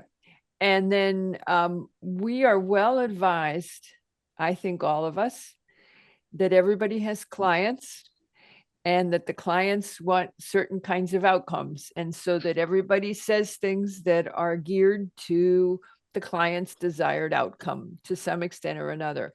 And that our path is to seek the facts. Right. Okay. Mr. Peck, you are next, sir. Followed by Mrs. Peck. Ms. Peck. Go ahead, sir. Well said, Madam Chair. Let me just clear up our position on the rear and side lot lines. Mm-hmm. I make between 5 and 10 mistakes a week, professionally and personally. The ZEO made a mistake. Mm-hmm. We have 35-foot setbacks. Everyone else along the water has 35-foot setbacks. I've received 20 phone calls from people saying, how are they getting away with this? Unsolicited people knocking on our door and looking at the setbacks. So our position is that there is no compromise because it's a misinterpretation. And I get how these things work. People are busy. Plans get put in front of a CEO who's also busy and he stamps it reviewed. But we cannot set precedent. I could take the same interpretation respectfully, and I could move my house even closer to the water. I would never do that because it compromises. These are small homes. I take issue with Attorney Haslam's representation of the FAR. The basement is excluded. The garage is excluded. The basement will sit 8 feet above mean high tide. The aggregate house will sit 19 feet above my home. The basement will have the best water view in all of Greenwich. It will have unobstructed water views. So the house will be 8,000 plus square feet of livable space. The coolest room in that entire house will be the basement. By definition, a basement should be underground. I understand that we're playing with code and we're using all of these zoning gymnastics to generate the outcome. But we have rendered homes, just so you can appreciate, this is not the small retirement cottage that we was told was going to be built up by the road. That we're using tactics to build a home that should not be on Shoal Point Lane, Old Greenwich, or Riverside. And that's why there's so many letters. Every person along Old Greenwich wrote a letter. Why do they care? That's a completely different town. Because they don't want someone to deviate and set precedent in the entire fabric of our waterfront community. It's not mid-country, it's not backcountry. These are small lots with families who want small homes commensurate with that. Separately, Mr. DeAndrea referenced that we built the pool. We never built the pool. You can come to my house. There's no pool there. So that certainly didn't happen. And I simply ask that we take that issue with respect to the lot lines incredibly seriously, because we don't want people to start going tit for tat. And I don't want to build an addition so I can preserve my view up to the water line. Because I'm going to come back to you and say, hey, you did it here. You have to do it for me. And everyone who's building along the water is going to say the CEO stamped these plans and the 35-foot setbacks now don't matter. And I really appreciate the way that how methodical you're being with this, because this is not just an issue that I don't want a big house next to mine. I was fine with the small retirement home up by the road that they told me they were building. I am not fine with what this is going to do to the fabric of my community. The last comment I'll make is I've lived here for 6 years and the water is glass. When we have flooding, and we have significant flooding, there is no tidal crashing. I don't live out. We live way in. It's where the Greenwich High School crew team practices, right? Because it's so flat. So the water rises and it comes right up to our foundation. If they build these seawalls, I am going to get crushed. I will have water in my basement when we have a full moon and a high tide. It has nothing to do with storm surges. It has nothing to do with rain. If we have a big full moon during the fall, I'll send you a video, make you laugh. My wife kayaking in our backyard up to the foundation. So this is a real issue. And this is why the setbacks exist. So I just ask that you also take that into consideration. And that's it. I thank everyone, and I appreciate this is bigger than just one home. This has a ripple effect, no pun intended, that is material to the town of Greenwich. And I appreciate how seriously you're taking it. Thank you, Mr. Peck. Thank you. Ms. Peck, do you still want to add to those comments? Yes. Okay. Good afternoon, good evening. Mr. Lowe, I just wanted to tell you that I am the person who submitted the wildlife photos and the videos, and they are all taken of animals on 22 Shoal Point Lane specifically. It's not just the area. Those are photos that I was easily able to find in my phone from this property specifically. Also, I know Mr. Pop spent 5 or 10 minutes on the property today and was able to observe, it sounded like a long list of birds, but I can tell you that if you spend half an hour on the property, you're going to see a whole list of these amazing coastal birds. And there's also a video in my opposition letter that I sent, a link to this video, that has videos of bald eagles landing on the property next door. It has videos of egrets landing on the property next door. It shows what the habitat before the 12 shorefront matured oak trees was before they were cut down, where, you know, it's a massive environment to those coastal birds. The fact that the trees were not cut down by the applicant doesn't put the trees back in the ground. The fact is that they are basing maybe their site plan on a house that was approved back in 1963, and that lot, that's not the lot that we have anymore. The truth is that this lot has been cleared of all but one mature tree, including all of those mature root systems. That significantly compromises the integrity of the point there. I would also point out that 1963 global warming and sea level rise was not a factor when people were approving site plans. I'll point out that I am the Riverside RTM representative on land use, and conservation is something I care deeply about. I feel that that board would not necessarily approve the same site plan today. I also would like to point out that I think, as my husband said, the neighborhood's really fired up about the weird interpretation of these setbacks, because all of us, regardless of our regular lot lines on the waterfront, which are commonplace with naturally formed boundaries, are being held to the standard that our water frontage is the rear yard. Therefore, it's 35 feet away. Nothing can be built within 35 feet. So this house wants to build within 12 feet. Everything else around it within eyeshot is 20 plus feet further back from the water. Now that setback has created this sort of magical, open, sloping green space with these mature trees on the water, and it's enjoyed by hundreds of Greenwich residents each year who paddled through here, boat through here, swim. It's really a special, special, beloved place, and it's because of these setbacks. So yes, we are fighting tooth and nail, especially because if you look at our property, and there's multiple within the applicant's maps, there are multiple diagrams that show our property at 21 Shoal Point Lane, which is right next to it.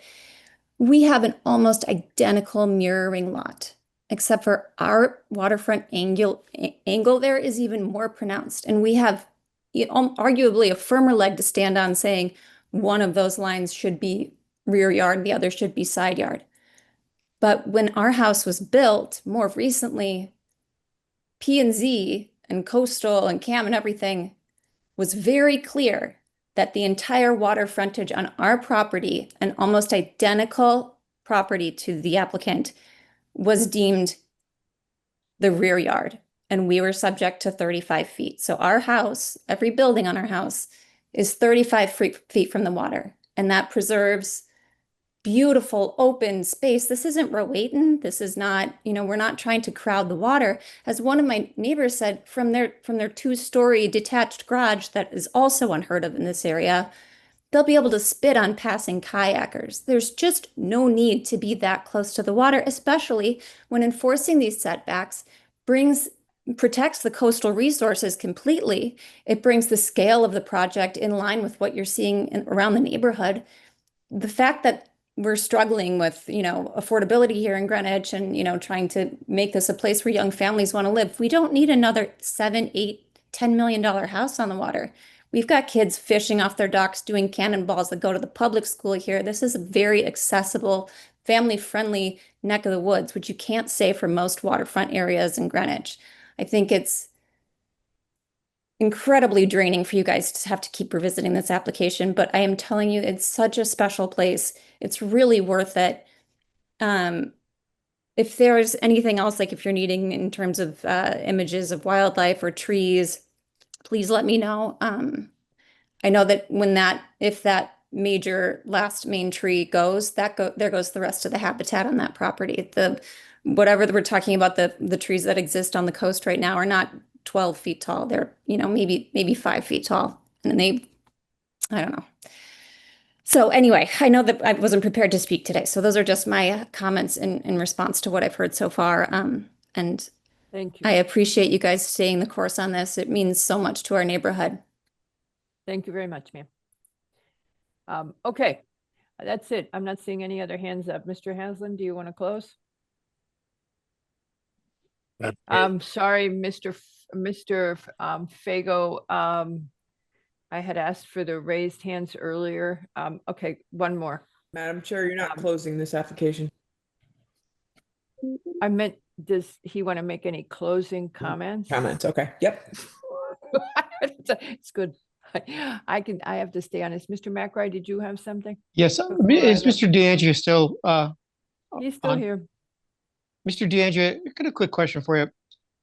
If we did the front back setbacks, front being the show point and the rear being the what I guess the ZEO's calling the side.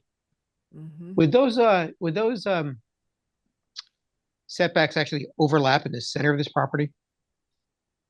It's a good question. What happens is if you take the front setback along the long curve of the cul-de-sac and you push that back to 35 feet, and then you take it from the opposite shoreline, I will give you a quick measurement here.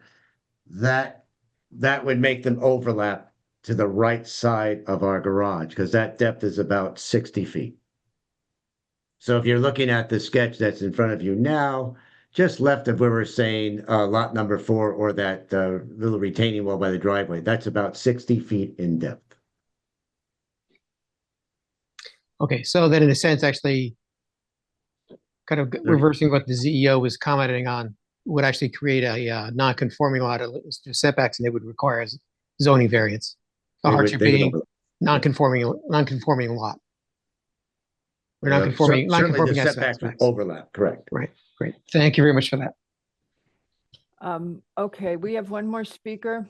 If you want to take down the share, okay, go ahead, Mr. Fago, please, and if you would kindly keep it short, because we were ready to stop and then you raised your hand. Apologies, sorry. I had to multitasking and realized we were at the end of the comment period. But yeah, so Charlie Fago, I own 14 Shoal Point Lane, which is just up the road, another waterfront lot. I've got the privilege of my house being 165 feet from the water.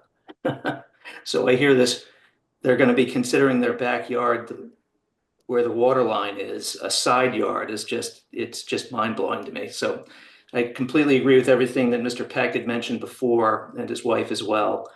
But I'm just a genuine homeowner there, and it's just not with the character of the street, whatsoever, even, you know, the whole area having anything so close to the water and utilizing so many loopholes. I realize there are a lot of things that are illegal and fine, but you know, it's just basically taking the sum of all of those, adding it together, and voila, you've got a house that's twice as big as anything else around on the water.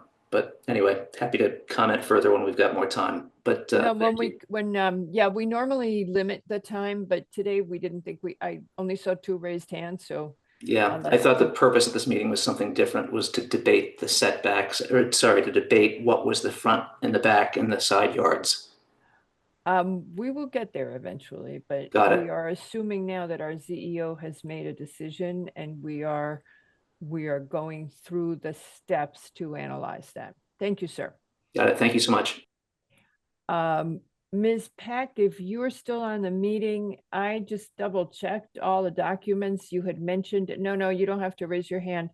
I just checked all the documents. There is not a new seawall. If you saw a new seawall, feel free to send us an email, but I see no work on the seawall. It is an existing seawall as far as it's represented on the plans. Okay, Mr. Haslam, do you want to say night-night?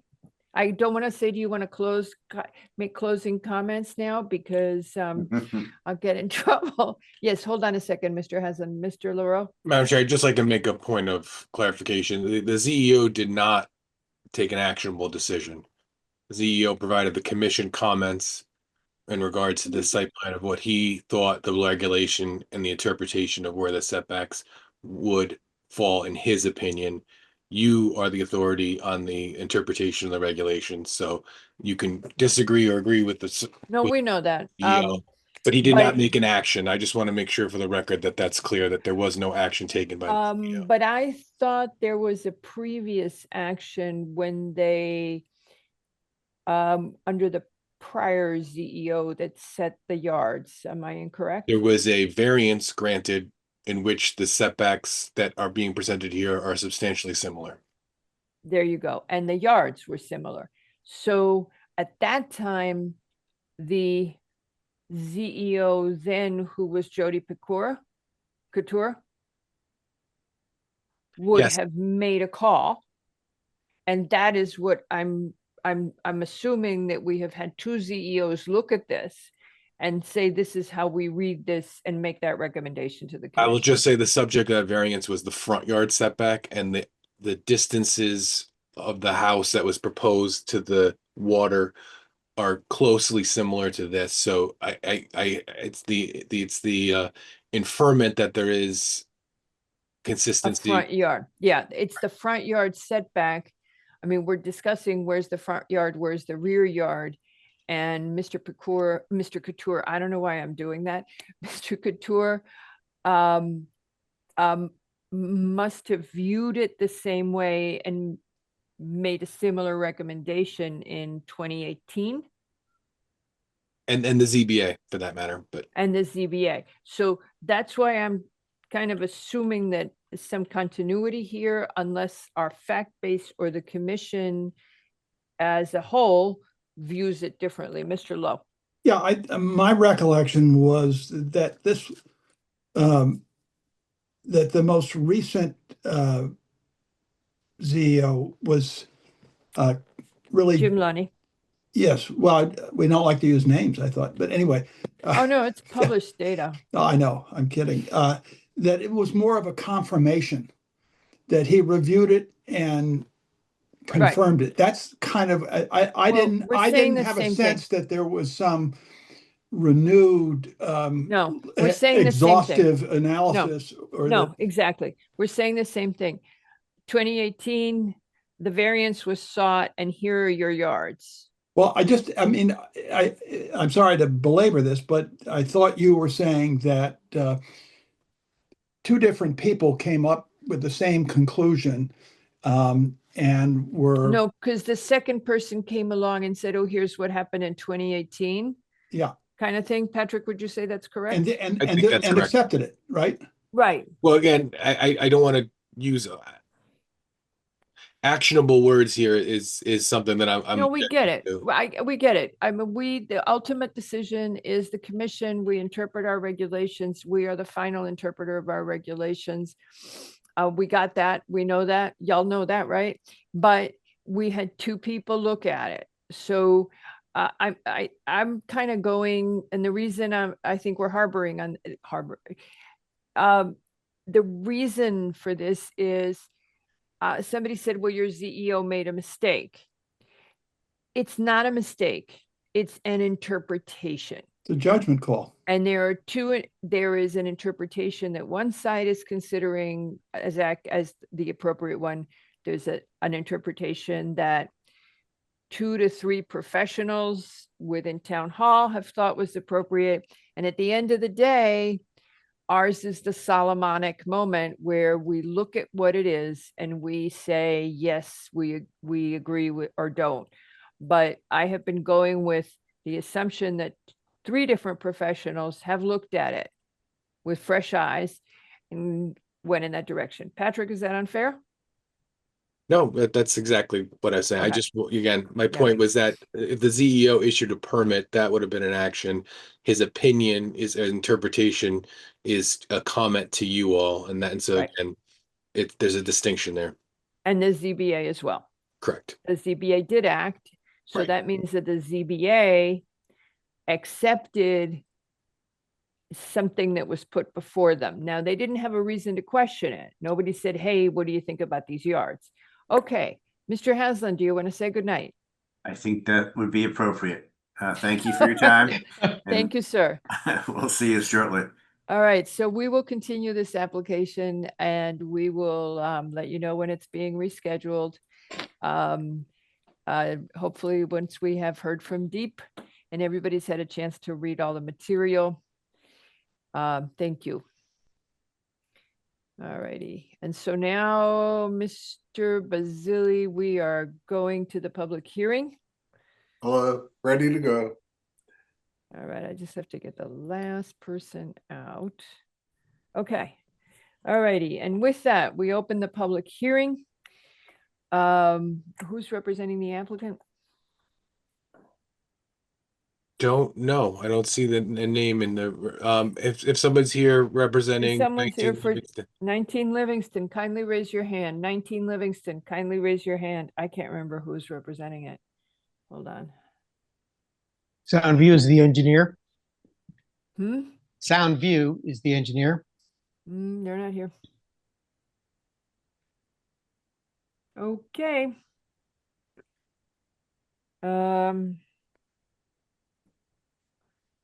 Well, we can go out of order and leave it.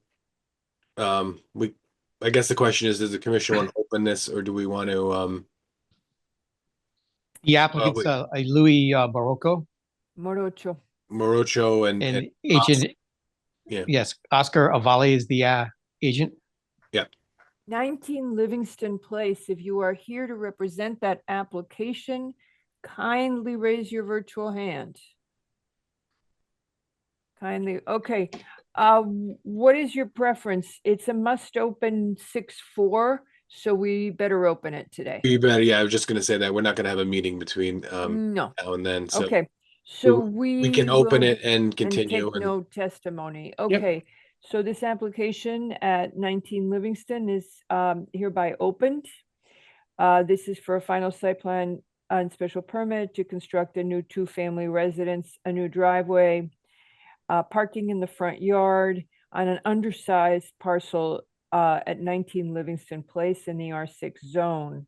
Given that the applicant is not here to present, we will continue this application to our next meeting or so. There is no opportunity to provide feedback, right, since the applicant is not here? Correct, Madam Chair. Okey-dokey, I we'll will just reach move out to right them on. right now and see if they can come back before the end of our meeting, but Okay. And so we move on to Sherwood Farm LLC, which is Mr. Hagney. Mr. Hagney, if you would raise your hand, thank you. It's good. I knew it was him because I saw him. All right.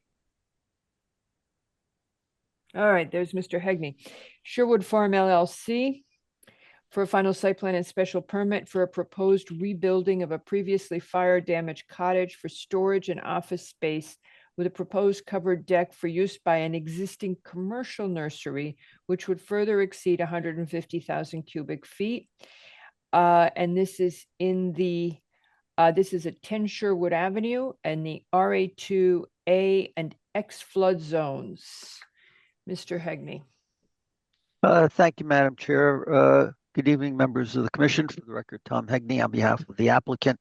For the three of you who accompanied staff on the site walk last week, you had a chance to see the operation that my client has on the property. This is roughly a 3-acre site. Besides operating the commercial nursery, my client and his family live there as well.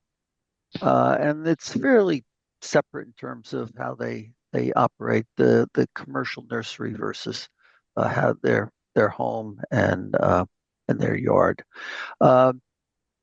So as the chair said, this application involves the conversion of an existing cottage to an office and a storage area.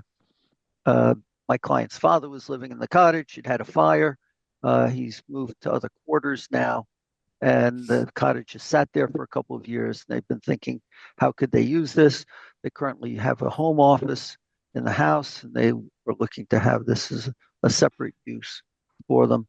And it also includes a roof over an existing deck that exists. And the operation is primarily geared toward rain gardens, and that's what the commission has approved in the past. The bins that provide the very detailed material that's needed for the rain gardens to function properly are on site, and the plant material basically comes in when he needs it and it goes out. he's not he's not running a general Sam Bridge type operation where people come in and just pick and choose. These people contact him and they are contractors. This is not open to the public. They tell him what they're needing for their operation, and then they come and pick it up. There were plant material. There was plant material at the site when we did the site walk, and all of that has already been ordered by contractors for them to pick up.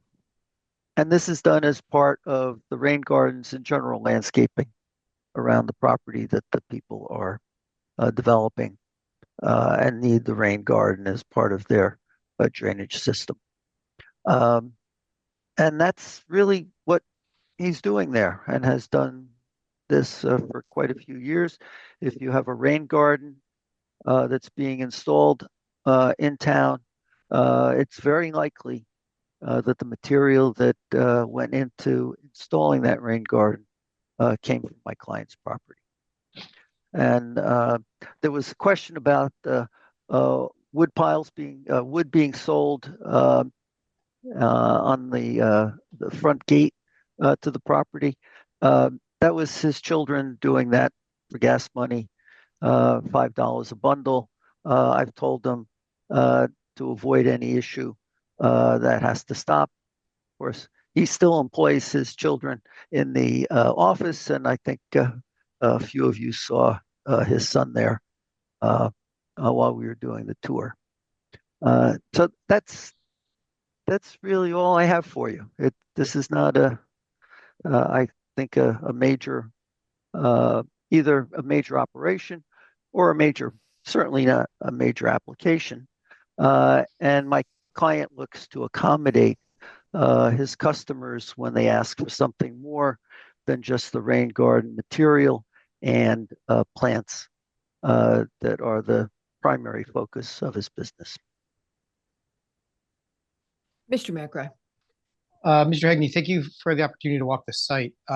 Just to be clear, your client actually runs a commercial nursery. As I understand it, specifically for rain garden materials that are ordered as needed? Or am I misunderstanding that it's a commercial nursery that orders materials for any kind of landscape application? It's primarily for rain gardens, and that's why Mr. McRae, you saw the bins with all the various materials I saw that, that are but needed. I also saw lots of arborvitae as well, and lots of Belgian block. I saw a lot of different things. So, as my client explained, if I could, Madam Chair, yeah, the Belgian block was part of what he's redoing the private portion of his driveway and parking area. That's not being sold to the public, or nothing's being sold to the public, but it's not being sold to contractors. And the other material is material that landscapers and construction firms have requested. The material comes in and goes out fairly quickly. It doesn't sit a long time. And some of it, they may be waiting for the shipment of all of the rain garden material before they come and pick it up all at once.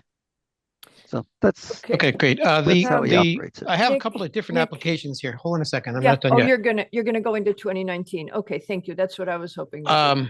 So we started out in 2014 as garages, then 2019 as a nursery, then we fixed it again for driveways, and then 22 as storage bays. Seems we're kind of incrementally kind of changing this property. One thing I was kind of missing is that the driveway areas and parking lots that we all parked on, when was that installed? I'm looking at a 2026 aerial photo that shows nothing. And then when we were there, it's quite different. Do you know when that was installed? And that was also the wetlands commentary when wetlands conservation staff did the site walk. They noticed the addition of significant amount of gravel drives, which nobody could find an approval for. Yeah, I think they were referring to, just to answer your question first, Madam Chair. No, Nick, the- I mean, the- I'm the- saying to the Nick, strips of gravel that were part of the original horse farm.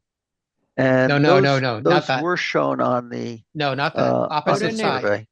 Nick's comment is what conservation noticed. Opposite side, where the proposed office is going to be. We actually parked on an open area.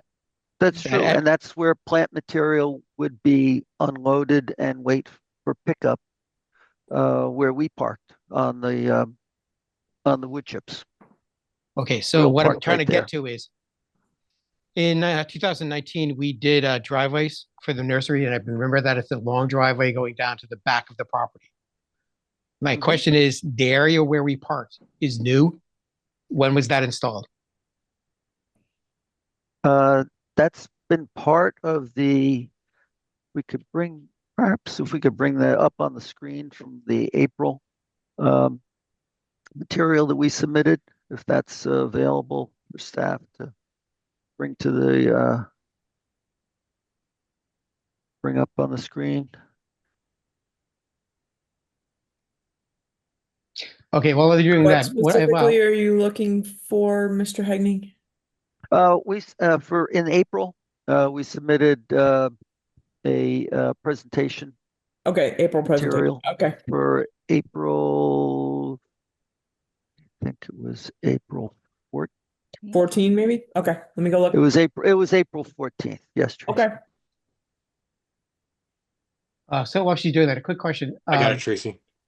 As we were reviewing the inside of the building that's becoming an office, it had multiple rooms in it and a fireplace. The plans that actually are in front of us basically show 3 rooms and no fireplace. So it's my understanding that all of that framing will be removed. The bathroom will be small, pared down, and it's actually just 3 rooms, 2 offices, and what is that space? 2 offices and a large storage area. Right. Those are the plans that we submitted to you as part of the application. So the fireplace would come out, and which by the way was not the source of the fire, and a bathroom would be installed, and 2 offices and the storage area. Okay, thank you. And what we have on the screen here, where we were parking, was just to the as you're facing it. Well, maybe if we could. Right-hand side is green hatched. Yes, that's the area that we parked in, and that's where plant material would be stored before it gets picked up and by the contractors. Okay, so the question I had was, So we when parked was that essentially in front of that. right, The when was carport. that work done? Because the last time, or I have a aerial photo, just recent aerial photo that shows that was all lawn. If we And it's could go to the my next understanding from slide, the last time we looked at this in the driveway was going to the back of the property, and that's where the nursery was supposed to be. Nursery has been in the right rear corner, as well as the area between the storage bins, which look like parking spaces in the rear, and the cottage and the house. So that's where the storage has been in the past. And this shows what we brought in last time for you when we went for the guardhouse or booth where the cash register is currently. So this is what was brought to you previously. So that area where we parked is the area that's shown as in green for plant material storage. And then as part of this, we're extending it in front of the cottage because my client's father won't be using it as his residence anymore. It's in that area right there where the cursor was.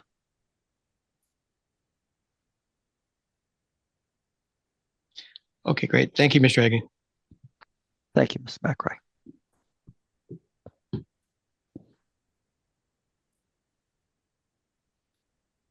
Nick, this is what you were looking at? Yes. Zoom in and go to 3D. I had just switched it to 2 because it's easier to see the lawn area. And Yeah. So, but if you zoom in at 3D, rotate it clockwise 90 degrees, you'll see what I'm seeing. Actually, no, keep it at this orientation, but zoom in.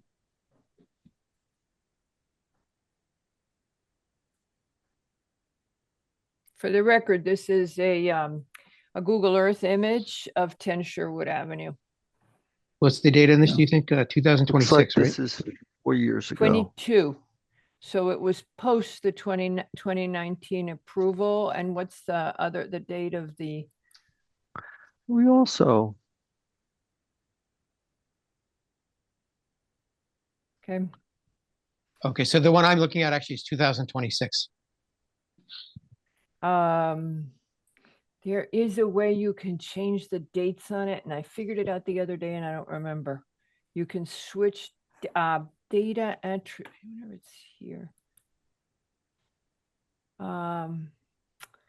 No, I'm not even going to try on live TV. All right.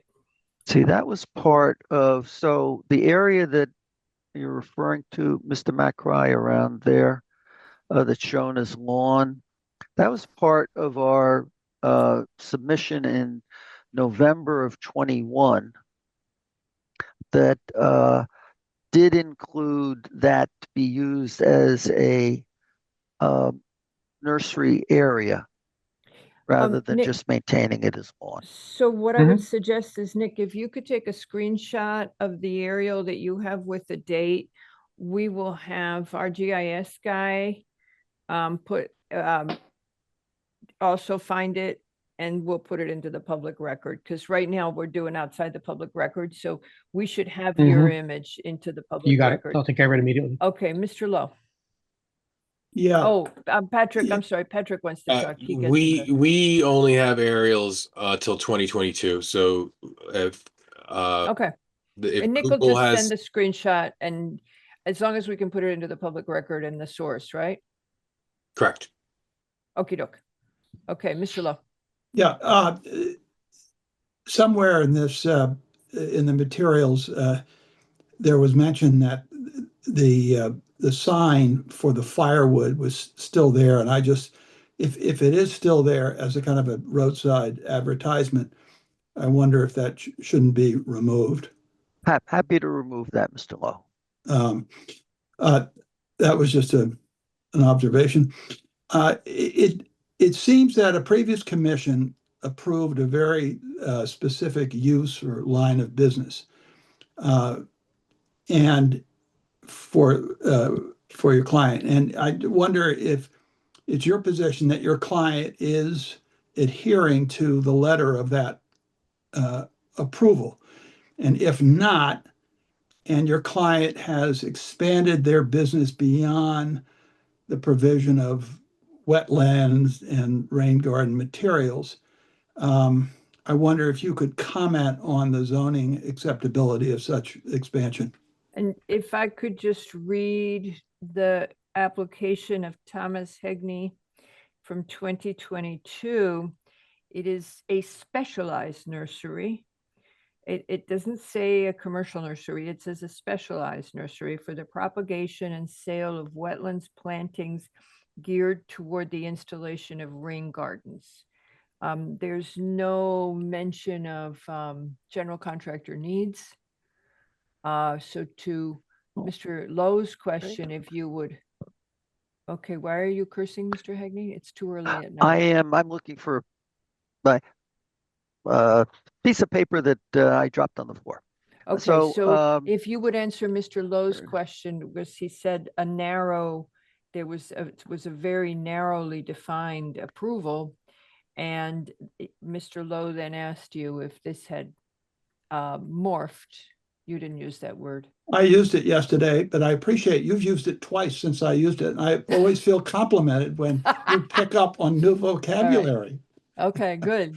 So anyway, Mr. Hegney, if you would discuss the zoning implications, as I remember how Mr. Lowe worded it. Yeah, we don't have a rain garden specific use in either our definitions or in the permitted uses under special permit. The one that is commercial nurseries and greenhouses. And I hope that what the commission members saw was predominantly the space is designated for the rain garden material. And there is also space for plant material to be stored while people are coming in, contractors are coming in to pick material up. What my client said to those who were there for the walk was, if a contractor comes to him and says, you know, when I come to pick up the rain garden material, could you just order some additional plants that I'm using for part of landscaping around that? And my client says yes, as an accommodation, but it is not the primary purpose of how he operates his business, nor the focus of the business itself. Just to interrupt, if I may. You've used general terms to describe that not to put words in your mouth, because I can't remember exactly which words you used, but basically that the majority of their business is, as you say it is. And could you assign some percentage of their revenue generating operation that is devoted to this activity? I haven't asked my client for that, but the impression that I have had is that it is predominantly and overwhelmingly for the sale of plant material and other material that's needed for the installation of rain gardens. That is the primary focus of his business. And if he's selling any others, it's an accommodation to his customers that are there as part of rain garden installations. So it's something north of 50%, you would safely say. Oh, yes. No, I would say it's considerably north of that, yes. Okay. Go ahead, Madam Chair. I'm going to call on Mary. Mary, go ahead. Yeah, I think I have pretty much the same comment that other people have made, but the 2022 decision letter is really very limited. And it sounds to me like maybe it's a good thing, but what you have here is a little bit of business creep. You're not just doing wetlands propagation. It really sounded very limited in that decision letter. It's almost like, you know, you've got these bins full of wet stuff and you get deliveries and you can only hold it for a week and then it's going to go away. Mm-hmm. It sounded like something very fluid and very limited. And Mr. Hegney, I apologize. I could not make the site visit, and I really think that probably is very important in terms of the perception. But it seems to me that there are an awful lot of things going on that are only tangential to what that decision letter provided. I think to the extent that somebody wants an arbor vitae or they want to put flowers in around the rain garden, the problem that I'm having is if you have that material, somebody is going to walk in and say, oh, I'll take the 3 arbor vitae over there. And if you order more than you actually need for an order, you're engaging in basically more than wetlands propagation. It really sounds like potentially retail. I'm particularly concerned because apparently there are 2 signs, and I don't know where they're located, one of which describes it as a nursery. It doesn't describe it as a wetlands nursery. It doesn't say wholesale only. And so to the extent that more is going on, it's accommodating. I understand you want to help make the customer happy. But it seems to me that what you need to do is make sure that the description of the business that we're approving is something more than what you got in 22, because one way or another, you've got things going on. I mean, it troubles me only because 2014 it was limited, in 2019 it was expanded, in 2022 it's expanded again, and now it's above that as well. So just like to make sure that whatever the business is being conducted, that it's clearly reflected in the decision letter. And if it's wholesale and it's wetlands propagation and, excuse me, I'm having Tracy problem with my computer right now too, that it be clear that if there are other materials being sold, that it is as tangential to a wetlands or rain garden business. And that should be clear. It should be, again, to the extent that I didn't see it, but it sounds to me like there was an awful lot there that's not covered by your 22 decision letter. I think it needs to be. At what point it becomes a commercial nursery? Again, if you're saying it's only wholesale and this stuff doesn't normally appear on the property, that would give me a degree of comfort. But it sounds. It is clearly not retail at all. You couldn't drive in and say, I want to buy wetland plants or mulch or anything like that. This is all, his business is solely for contractors who are in this business. And he also sells to them rakes and shovels that they may need rather than going back to their shop or wherever they happen to have left them. And he sells grass seed and fertilizer as well. It's all part of that. And I'm sorry, this is a year-round business? People putting in rain gardens in December? I don't know. I'm asking. He's not selling Christmas trees like Sandbridge in the winter. Okay. No, it's obviously a seasonal business. When you have a winter like we just had, there's not a lot going on there. Okay. All right. So that's very helpful because it really does sound to me like it is exclusively wholesale. So whatever is going on needs to be very closely tied to a better description of the business that's being conducted on the property. I attempted to do that as part of responding to questions that came up back in on the walk last week. We didn't ask and I you. did send a letter over to not that any questions were directed at us, but just the general discussion. If I can clarify that, Madam Chair.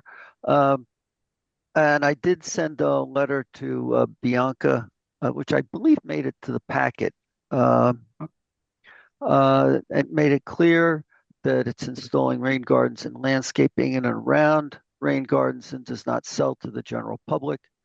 The site contains structures for the sale of mulch and compost and storage of that material and associated equipment that's used as part of the installation. There's piping there that's also part of it. Okay, great. And so, no, he does include things like hand tools and seed and fertilizer, which are under our own definition of commercial nursery, ancillary to the primary business. And I would say that the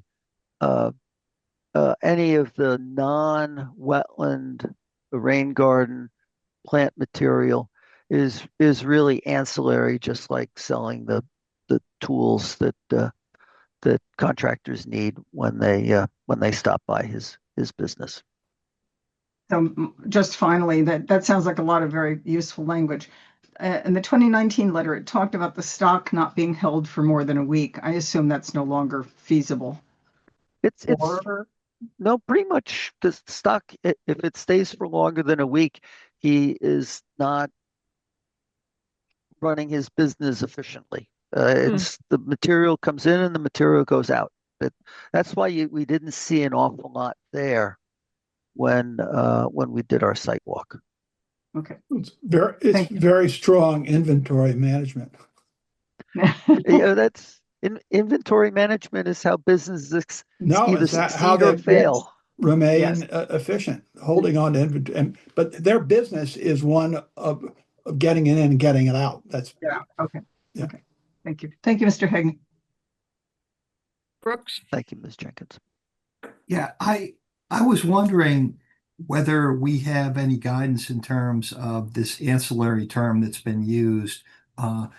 It seems that some of the things that are being sold are not consistent with the allowed purpose, but perhaps we have the flexibility to overlook or to disregard a small amount of things that aren't in the definition. And if so, how do we judge what that amount is? Coming right at you. So here's the deal.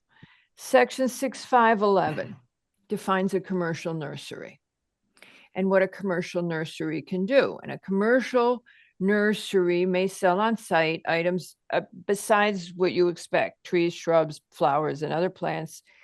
And here they have grown for sale, but to be honest, they've all migrated away from that. Sandbridge, as you know, brings in a ton of stuff. CC's is all wholesale, but Sandbridge brings in plants that sometimes. And then it says may sell on site items directly related to care and maintenance of the plant material, fertilizer, mulch, garden tools, accessories, and seasonally appropriate holiday items. Okay, which they said they're not doing. So that's the answer to your question. Now, the trick here is the one that Mary raised. They didn't actually come in asking to be a full-on commercial nursery. They asked in the last approval to be a specialized nursery. They didn't ask for a commercial nursery. If I was to hazard the inventory on site, there was one species on site that could be used for wetlands from what I could learn online. And that was, was not familiar with hornbeam trees, and they can be used apparently for wetlands restoration. They would not be rain garden plantings. They would be wetlands restoration. The other things that we saw, Nick, Arn, and I, is we saw arborvitae, we saw pansies, and we saw boxwood, which, as you know, when we do restoration planting, we are asking that people use Ilex and that people use native. And boxwood has also been affected by the blight, but supposedly this is a blight resistant strain. I've heard some questions about that, but bottom line, I think, Mr. Hagney, that Ms. Jenkins is asking an excellent question, which we talked about yesterday in the briefing. It would be very much appreciated if, in fact, your client has gone to this, if the wholesale landscaper also needs arborvitaes and is not going to just be doing wetlands restoration and rain gardens, we're going to be doing that. That wasn't what it was approved for when it went from the farm use and, you know, evolved on into what it is today. It's never asked for that. Your client has never asked for that. What would make more sense, I think, from what Mary was saying was, and Mr. Lowe raised it too, is could you tell us exactly what the scope that he wants to have in total? And then the application would go to that scope. But it is not clear. It says Merritt Hill Nursery in the entry, and then it says Rain Gardens on the sign right above it on that column. And it's not clear. So if you would give us, rather than what's in the letter, because if you would say this point you're making about, yes, we're going to specialize in rain garden and wetland, but we also want to be a broader commercial nursery. And here's how we would like to be a commercial nursery. Then we're all speaking the same language, and we can say, look at the size. And the other piece of it would be, I assume there have been no complaints from neighbors for the access of the commercial vehicles. It's only a short stretch of the Sherwood Avenue, right? So it should work, but if you would be, rather than, if you would tell us specifically where your client wants to go with this, then the commission can give it a fair evaluation of what's actually before it. I have been attempting to do that with both my letter from last week and our colloquy now. If I'm not being successful with that, let me have a further discussion with my client and then bring that back to you. Let me try this again with you. My peepers didn't see wetlands during garden plantings. I didn't see those. I didn't see anything for rain gardens on site. So, and that was on the day when you wanted us to be there. Your client wanted us there. So it would indicate that if I saw no rain garden plantings, God knows conservation's been trying to teach us what they are for a long time, that's maybe less than 50% of the business. And just ask him, because you're representing, and it's okay if there's something that will allow your client's business to prosper if it works in the neighborhood. The biggest concern that I saw raised by the commission in the past is the stockpiling of material, and it comes up in a previous application too, stockpiling of material too close to the river. The impervious surfaces. I think people, if I'm misreading somebody, please tell me, but from what I could tell from the past letters, selling general landscaping plants might be okay, maybe not, but why not say what it is and see what happens? The primary focus of my client's business is rain gardens. That's how he has created this niche for himself. He's not competing with CC Brothers. He's not competing with whatever Shemans is called now on King Street. And the plant material that is not for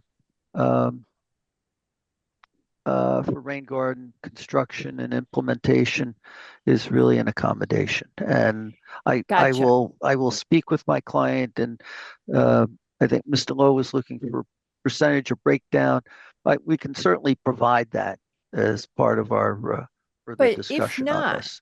But if not, Mr. Hagney, if he had us come visit on a day when I saw no rain garden plantings there, if we were asked on a day when there were no rain garden plantings, and that is the direction he wants to migrate in, come tell us about it. And I mean, the coincidence, I hear you that maybe we were there on a bad day, but it would have been good to have us on a day when it was a good demonstration of the business. Now, and we're still in planting season. Okay, it is planting season still. So we would expect. So there weren't, not what the commission sees as rain garden plantings were not on site. No, but what you did see in all of those storage bin areas is the material that is used, and that's a significant part of soil restoration. What he does, and because it needs to be a specific mix, otherwise the rain gardens don't work. Got it. And there are specified materials and their porosity that need to be done, and I'm not sure anybody else right around here has that. So let's go again to what your approval was. It doesn't say the soils, actually, curiously enough. It says the propagation and sale of wetlands plantings. So that's what we were looking for. Okay, that's what I was looking for, because I knew what this approval was for, because some of us are long in the tooth and we're here the last time. The other thing I wanted to mention to you is that in our approval, it talks about the height of the bins for the storage, and I wasn't sure we were compliant, that was in compliance, but I will let your client tell us that, or tell you to tell us. That was the Right. only thing. God, I hate this new version of this. Sorry. Hold on. I can't find the condition, but it has something in here. But, oh, here it is. It's in 2022. Where's the pile of materials along the parkway? Oh, this one was along the parkway. Interesting. That's where we moved the Yeah, storage bins and over there to where they should are not now. be fertilizing of plant stock. Some of your stock, some of it was in the ground, but whatever, you could probably using organic at this point, but I think they're looking at the distance. The other thing that didn't happen, and maybe it's inconvenient for your client, we should take this out. We should modify the previous approval that a sample wetland plant shall be planted as display near the southerly triangular area of the property. I couldn't find that, where that was, but again. Actually, we did walk by that. Okay, I didn't see it. It was And- the area that had low plantings and they were basically in rows. That's his example of how a rain garden can be attractive. Mr. Hegarty, Okay. that rain garden was for the residents, correct? It was actually That was a working for, range. that was for one of the barn or storage buildings. Right. Yeah. Okay. Thank you. Yep. Yeah, Okay, it was but for it the says- rain coming off the roof there. Okay, it says for wetlands, it says wetlands. And then the other thing is, I assume wetlands changed, check this. Nick will probably be able to tell you off the top of his head whether everything was 45 feet away from the wetland demarcation. That's another condition. I'm still not finding the bins, but I know it's in here. So, and again, whereas the final site plan and special permit were submitted to establish a specialized nursery for the propagation and sale of wetlands plantings. For one, I'm happy to hear where your client wants to go with his business model. And that would work. That would be the best way to go, is just tell us what you truly want to migrate to and see how the commission does with it. And I know we can be difficult at times, but we'll try really hard not to be. That's always appreciated. Madam Chair. All right. Okay. Do you mind if I ask for public comment? Certainly not. Does anyone from the public wish to speak on this application? This is at 10 Sherwood Avenue. Nope. Okay. So what we're looking for is come back and tell us exactly where you want to grow the business, and happy to do another site walk since so many people missed it. We'd have to do it while it's still planting season probably, because they won't, I mean, I don't know how much you do rain gardens in the off season. I guess you kind of have to, right? I think, you do it from spring to fall. I don't, the irrigation is needed when it's hot and not raining. Right. So if somebody hypothesized yesterday that potentially there wasn't enough business and that the commercial landscapers need to come in and have a broader inventory, let's hear about that. This is an old established. I don't think business. that's where my client wants to go, but I will certainly have that discussion with him. Well, just say, okay. All right. So we'll see you when you come back. This application will be continued. Thank you. Thank you. Folks, you have a big decision to make. Would you like to do 19 Livingston now or after Round Hill? After Round Hill. Okie dokie. Only Nick voted, so I'm taking Second. that one. Okay. All right, here we go. And is that Brett Holsworth is doing that? Yeah. Okay. Adam and Sarah Dolder for a final site plan and special permit to construct a 378 square foot addition to the pool house, creating an oversized 1,577 square foot accessory structure on a site in excess of 150,000 cubic feet on a 7.34 acre property, which has a 0.27 acre access way, and the property is at 407 Round Hill Road in the RA4 zone. And hello, Mr. Holsworth. Hi, how are you? My name is Brett Holsworth. I'm with Redness and Mead, a professional civil engineer and senior associate. I just first wanted to clarify the description of what was on the agenda. There was a question about the size of the addition. Yes, sir.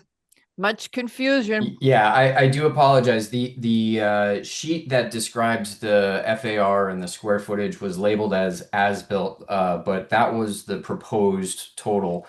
So the total square footage for the pool house is 1,199. So just 1 square foot under the threshold for what would be clarified as a oversized. So that section for a special permit would not be applicable to this one. So I just, Okay. yeah, so we should Patrick, my take is we have to renotice it because it changes the type. It's still a special permit because the 150,000 cubes, but we should renotice it because the square footage is incorrect and it doesn't require a special permit for being an oversized accessory. I think it's over noticed for the circumstances, so I think we're okay. Okie dokie, that'll work. We did have to go to special permit for the oversize for cubic volume because and I reviewed this with Mr. LaRoe. We are changing the mechanical system as part of the addition. The addition includes a sauna and a hot tub and a cold plunge. So they needed additional mechanical equipment for that. So for that reason, and the fact that the existing building was already over the volume, that was why we had to submit for this special permit. Okay. So another question that was discussed was the use of the pool house. There is an existing 1-bedroom in the pool house. There is a kitchenette existing that would meet the definition of a wet bar. It's got a small sink, no upper cabinets, no stove for cooking. So no full kitchen. So it does not. It would not be a ADU. They don't plan to use it for people living there full time or anything like that. It would just be for the family and the like. The third comment that came up at the briefing was regarding a landscape plan. We did submit a landscape plan supplemental to the original application, and so that's what came in today. No, it came in about a month ago, but I think Jackie missed it and didn't add it to the packet. But I can certainly go over what is proposed. The conservation proposed about 3 to 5 shrubs to mitigate the increase of impervious coverage. And what we're proposing is 50 shrubs. They're all natives all around the pool house, and as well as 2 flowering trees all around the pool house. So the proposed landscaping certainly exceeded what the Conservation Commission was expecting and what they were requesting. They had asked to plant 50% of the increase of impervious coverage, which would be about 150, 175 square feet. We're planting somewhere in the realm of 900 square feet. So, 2.5 times the amount of increase in impervious coverage. Speaking of impervious coverage, we are under the threshold for a drainage exemption. We are increasing coverage by 359 square feet. So we submitted a drainage exemption form, and we're expanding an existing Caltech underground infiltration system to provide additional water quality and peak mitigation. We received health department approval. As part of this, we have to shift the existing septic tank over about 10 feet because it went into the setback of the septic tank to the building. So now we're shifting it a little bit further away. So we got that approval. And we received a green sheet for wetlands, so no permit on that. The volume was the special permit, like I mentioned. The increase of volume is increasing by 2,600 cubic feet for a total of 180,129 cubic feet. So it is 378 square feet? Correct. Yes. The addition is 378. Okay. Yeah, it went from 821 to 1,199. Okay. Yeah, I was looking at the 199. Everybody was seeing the 1199 on your plans and thinking that was the now. Yeah, no, I apologize that I didn't even realize that it was titled as built. We had the same architect from the previous, and I think he used that spreadsheet and forgot to retitle Yeah, it. what happens? So that's the other thing here. The conservation department, if I look at their comments, they didn't see the landscape plan because they're recommending at least 3 bushes. Right. 3 to 5. Yeah, I so think they haven't seen it, and they make a reference to properly managing the upland meadow and all of that. So they didn't receive it. So we have incomplete staff comments in addition to us not knowing the area, what you were going from and to lacking clarity. Yeah, happy to, review it with conservation. Unfortunately, I think there's. Yeah, let me see if people have any other questions. Folks, do you have any other questions on this? No. So one option we could have is conservation is internal to the town. If we have no other questions, what we could do is close the app if nobody has issues, and I need to go to public comment still, but go to close the app. Conservation can still review the landscape plan, give us comments, and then we could just decide it at our next meeting. And that saves having to do another staff report, another public notice, all of that, because if y'all have no outstanding concerns, we would just ask that the applicant make sure Mr. Holsworth, your application form is also unclear as to what you're adding. I would ask you to resubmit that. He can do that, right, with the application? Oh, he can't. The application form? No. If you're closing the application, he can't read. Right. So we would have to make. So we would have to. It's not something that's really worth doing 2 staff reports on. I mean, I guess we could just reissue the old one, right? So staff, what is your preference? I don't think the commission has really any issues with this application that I can tell. What's a better process? Should we close it and decide it at the next meeting, or should we leave it open and go through? well, I mean, not that I don't want to leave it up to Mr. Holsworth, but if there's something you'd like to supplement, then should be left open. If there's nothing except the Mr. Holsworth? I mean, if you'd like a revised FAR plan to indicate the proposed as opposed to as built, I'm telling you that is what happened. But yeah, we can condition that though. We can ask for a revised FAR plan as a condition, so that's easy. Yeah, happy to. So is there do anything that. else? And then I'd be happy to review with the commission, a conservation staff, independently. Unfortunately, we did submit about a month ago, and we tried to follow up with staff, but for reasons outside my control, it didn't get onto There the is packet. also, and it happened to me again this week, on the days when there's huge volume of email into the Planning and Zoning Commission, sometimes we don't get all the emails until the next day or that night. It's the weirdest thing. So it's possible Jackie never saw it. Mr. Yeah. McRae, you had your hand up. No, I think actually, you answered my question. What was your question? Conditioning. Yeah, we can condition it, right? So Patrick Tracy, do you have a preference? What's easier workload? If you're asking workload, closing it would be the least amount of work for staff. But again, that's not an Done. issue.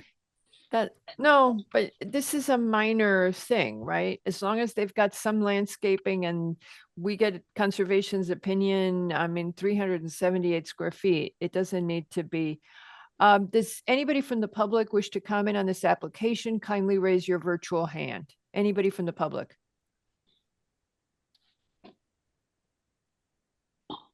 Nope. Okay. Does anybody object to closing this application at this time? No.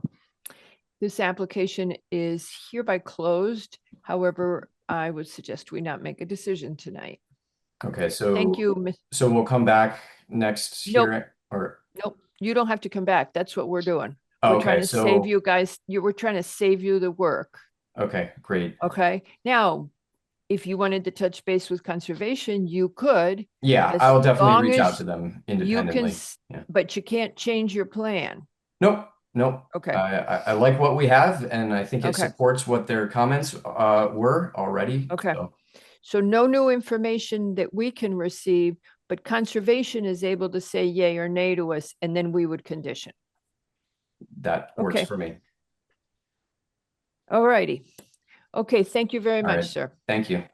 All right, our next application is, Are we going back to 19 Livingston? we are, unless, our next application is Luis Morocho for a final site plan and special permit to construct a new two-family residence, a new driveway with parking in the front yard, stormwater systems, landscaping, and related site work on a 6,531 square foot parcel located at 19 Livingston Place in the R6 zone.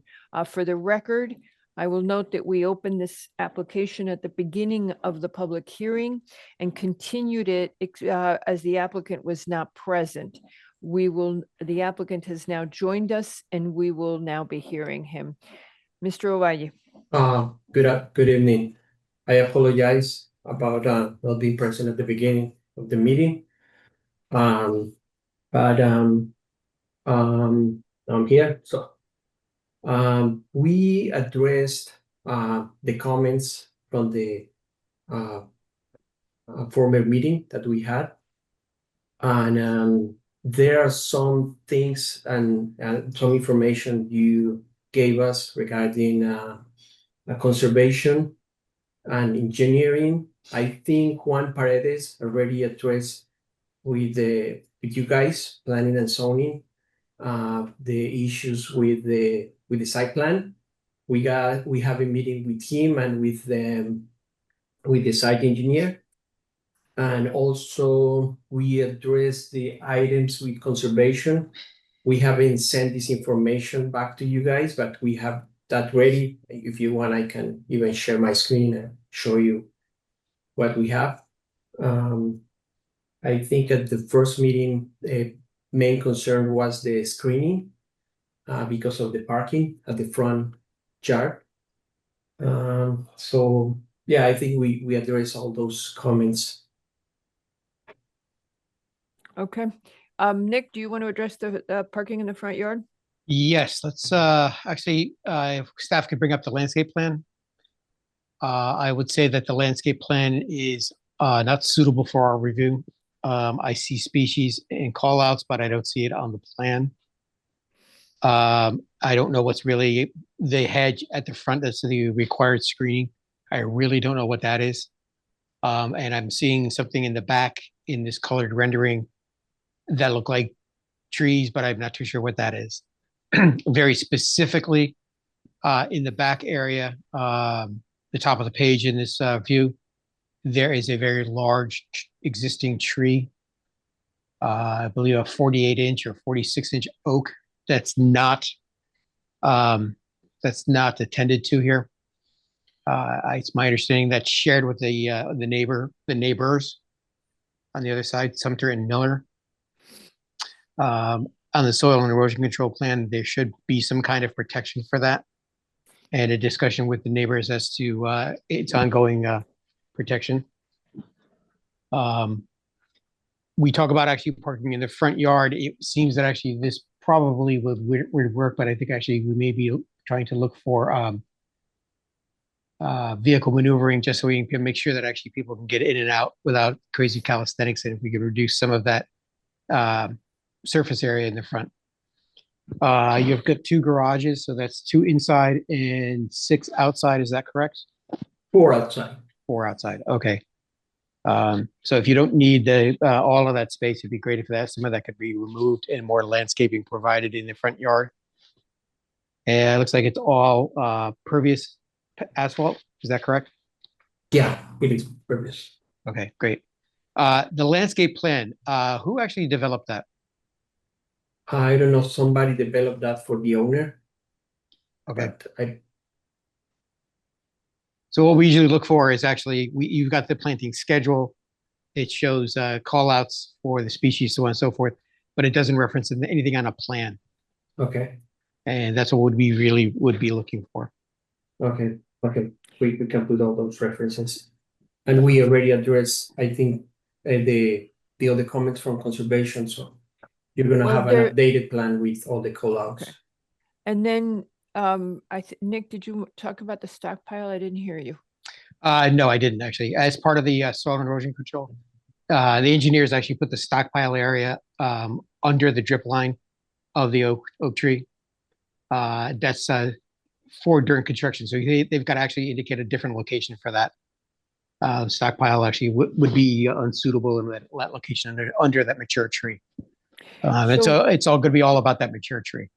Yeah, so we love that tree. Sounds beautiful. 46 inches across. It's a huge tree. Okay. So if you make sure that protection goes around that tree so that nothing is within the canopy or the drip line, as Mr. McRae just said, and that there's no heavy equipment there. The oaks do a little better when people put heavy things in their canopy than the maples, but it is better not to have anything at all. Because it damages the roots, because their nutrition can't get to them and the soil is compacted. So the other thing is, Mr. Wells, EMAC, did you want to talk about that? Okay, you have a comment from EMAC, from the energy people, that that you don't have a target in your material, and they couldn't really review what you had done. It's point number 5 in our staff report, which if nobody sent you would be probably useful to you. So you have the variances, your drainage, as you said, is okay. And then, Nick, did you have any comments on you wanted to see the species call out? Mr. Lowe. Yeah, a couple of things. Yesterday we talked about the walls. Did you mention, did we talk about the walls here or not? Retaining walls? Or Well, the walls that are actually in sight now? I think we talked about how the fence goes. If I'm not wrong, we talked about how the fence, the oak tree, the fence stops and starts. No, I understand that, but did we say something else? I don't remember.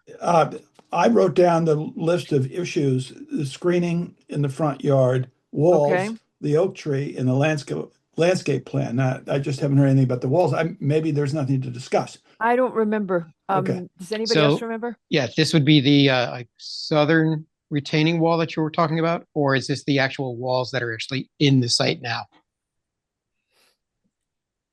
The answer is yes. I'm a little vague on what. Okay, so it's my understanding, was too. and the applicant can confirm this, I guess the walls that are actually in the site, the stone walls are being removed. Yes. But there's a new one along the southern property line. Yeah. Is that a grade plane wall, or is that an existing wall? I think it might be existing. There isn't one existing, and I think it's gonna stay. Go look at it. Well, And there's a wall, is there also a wall on the Okay. northern property line?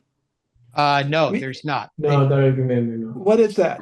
I mean, there's plantings on that depiction we just had on the screen along both sides, the south and the north, I guess.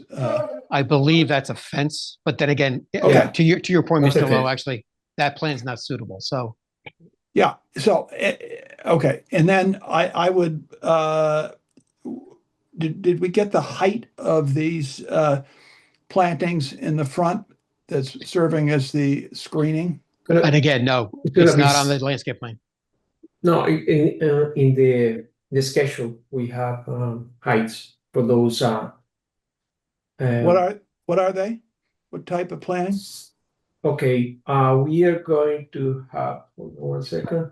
Let me go back to the landscape plan. They're gonna be boxwoods, 72 inches high, 6 feet high. Okay, boxwoods don't usually grow that tall. They're usually cut down. Well, it could take, they no. can, but Yeah. it just Yeah. takes a long time. Usually. And so to that, Mr. Ovalle, they wanted, what the conservation comments we got is that they were recommending that you use native plants Yeah.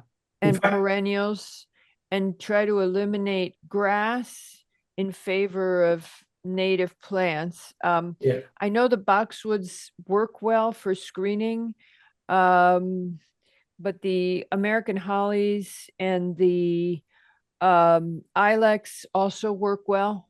The Ilex crenata, I think that's you what go. I Yep. think that's the right name. And They I can believe the other go one- up to, but anecdotally, I have some that are 8 feet. And yeah, and the other one is the inkberry. It's the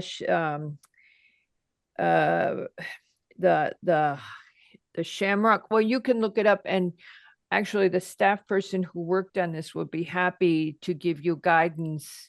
Thank you for the Google map. So, oops. Yeah, I see the wall.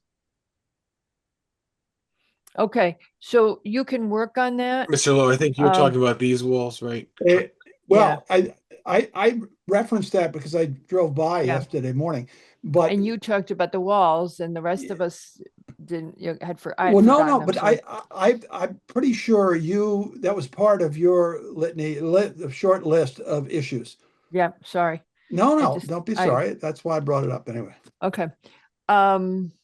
So yes, if you would look, for example, they will be looking to you eliminating the hosta that's on the front, if possible, Mhm. and replacing it with native, although that hosta looks well established there. Yeah.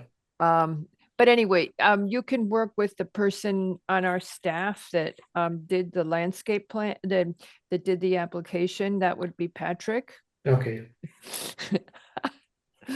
So we're looking for the screening of the parking and native species, protection of the trees. Conservation also asked for to confirm that you're only removing 3 trees. Yeah. And I think we're done. Anybody, did I leave things out? Nope, I think that's it. Okay. Madam Chair, sorry. Yes, sir. I didn't see it. I'm sorry. You're little. If I could suggest one thing, if the commission agrees, these trees in the corner of the lots, I don't think they conflict with any of the proposals. So it may be better to keep them or Those try are it. noted for removal, and it would be good if they could be kept, right? They're going to, at least the ones that aren't right in the corner are going to potentially interfere with the parking. I looking at the plans, I'm not sure they would interfere, or they maybe could be built into the design. I don't know if the commission feels the same way, but We always want to save trees. you Save know the that. damn trees. I would say the two in the corner Yeah. are good to go. Yeah, I this- think the one in the middle is going to have to go out. Come yeah, out. this one I don't think. I mean, again, it's not a substantial tree, but it's obviously in the way of things. But this one here, and I'll move down, and this one here are marked on the plan as being existing, and I don't think they necessarily conflict with your product, but Yeah. Okay. All right. So we will see you when you come. Oh, let me just get, does anybody, I didn't ask for public comment yet, right? No. Does anybody from the public wish to speak on this application at 19 Livingston? Kindly raise your virtual hand. No. Okay. Mr. Valle, we'll see you when you come back. Okay, thank you very much. Thank you very much. This application will be continued. Oh, he's, I can't take him out of the meeting. You're on it? Okay. That ends your night with us, Mr. Basili. Oh, yeah, I'm so disappointed, but I'll see you next time. 7 o'clock. It's good. Time, I don't know. Is it dinner time for you? I don't know. No, don't bring that up. Mr. Wells don't- is gonna jump in now and make a, proposal. Okay. Sorry about that. Make it please, Then it's it'll be denied. Snack time, I guess. All right. Bye-bye, Mr. Basili. All right, goodbye. We have See you one later. more thing to discuss, right? A discussion item, as it turns out. Yes, it's a discussion item, but Mr. Basili is not here for that. No, but Our- I just meant for, Yeah. Our next application is a discussion item. Who's got it? Who's I representing believe the it's Ms. applicant? Fong, and I don't know if anyone else from the church is participating.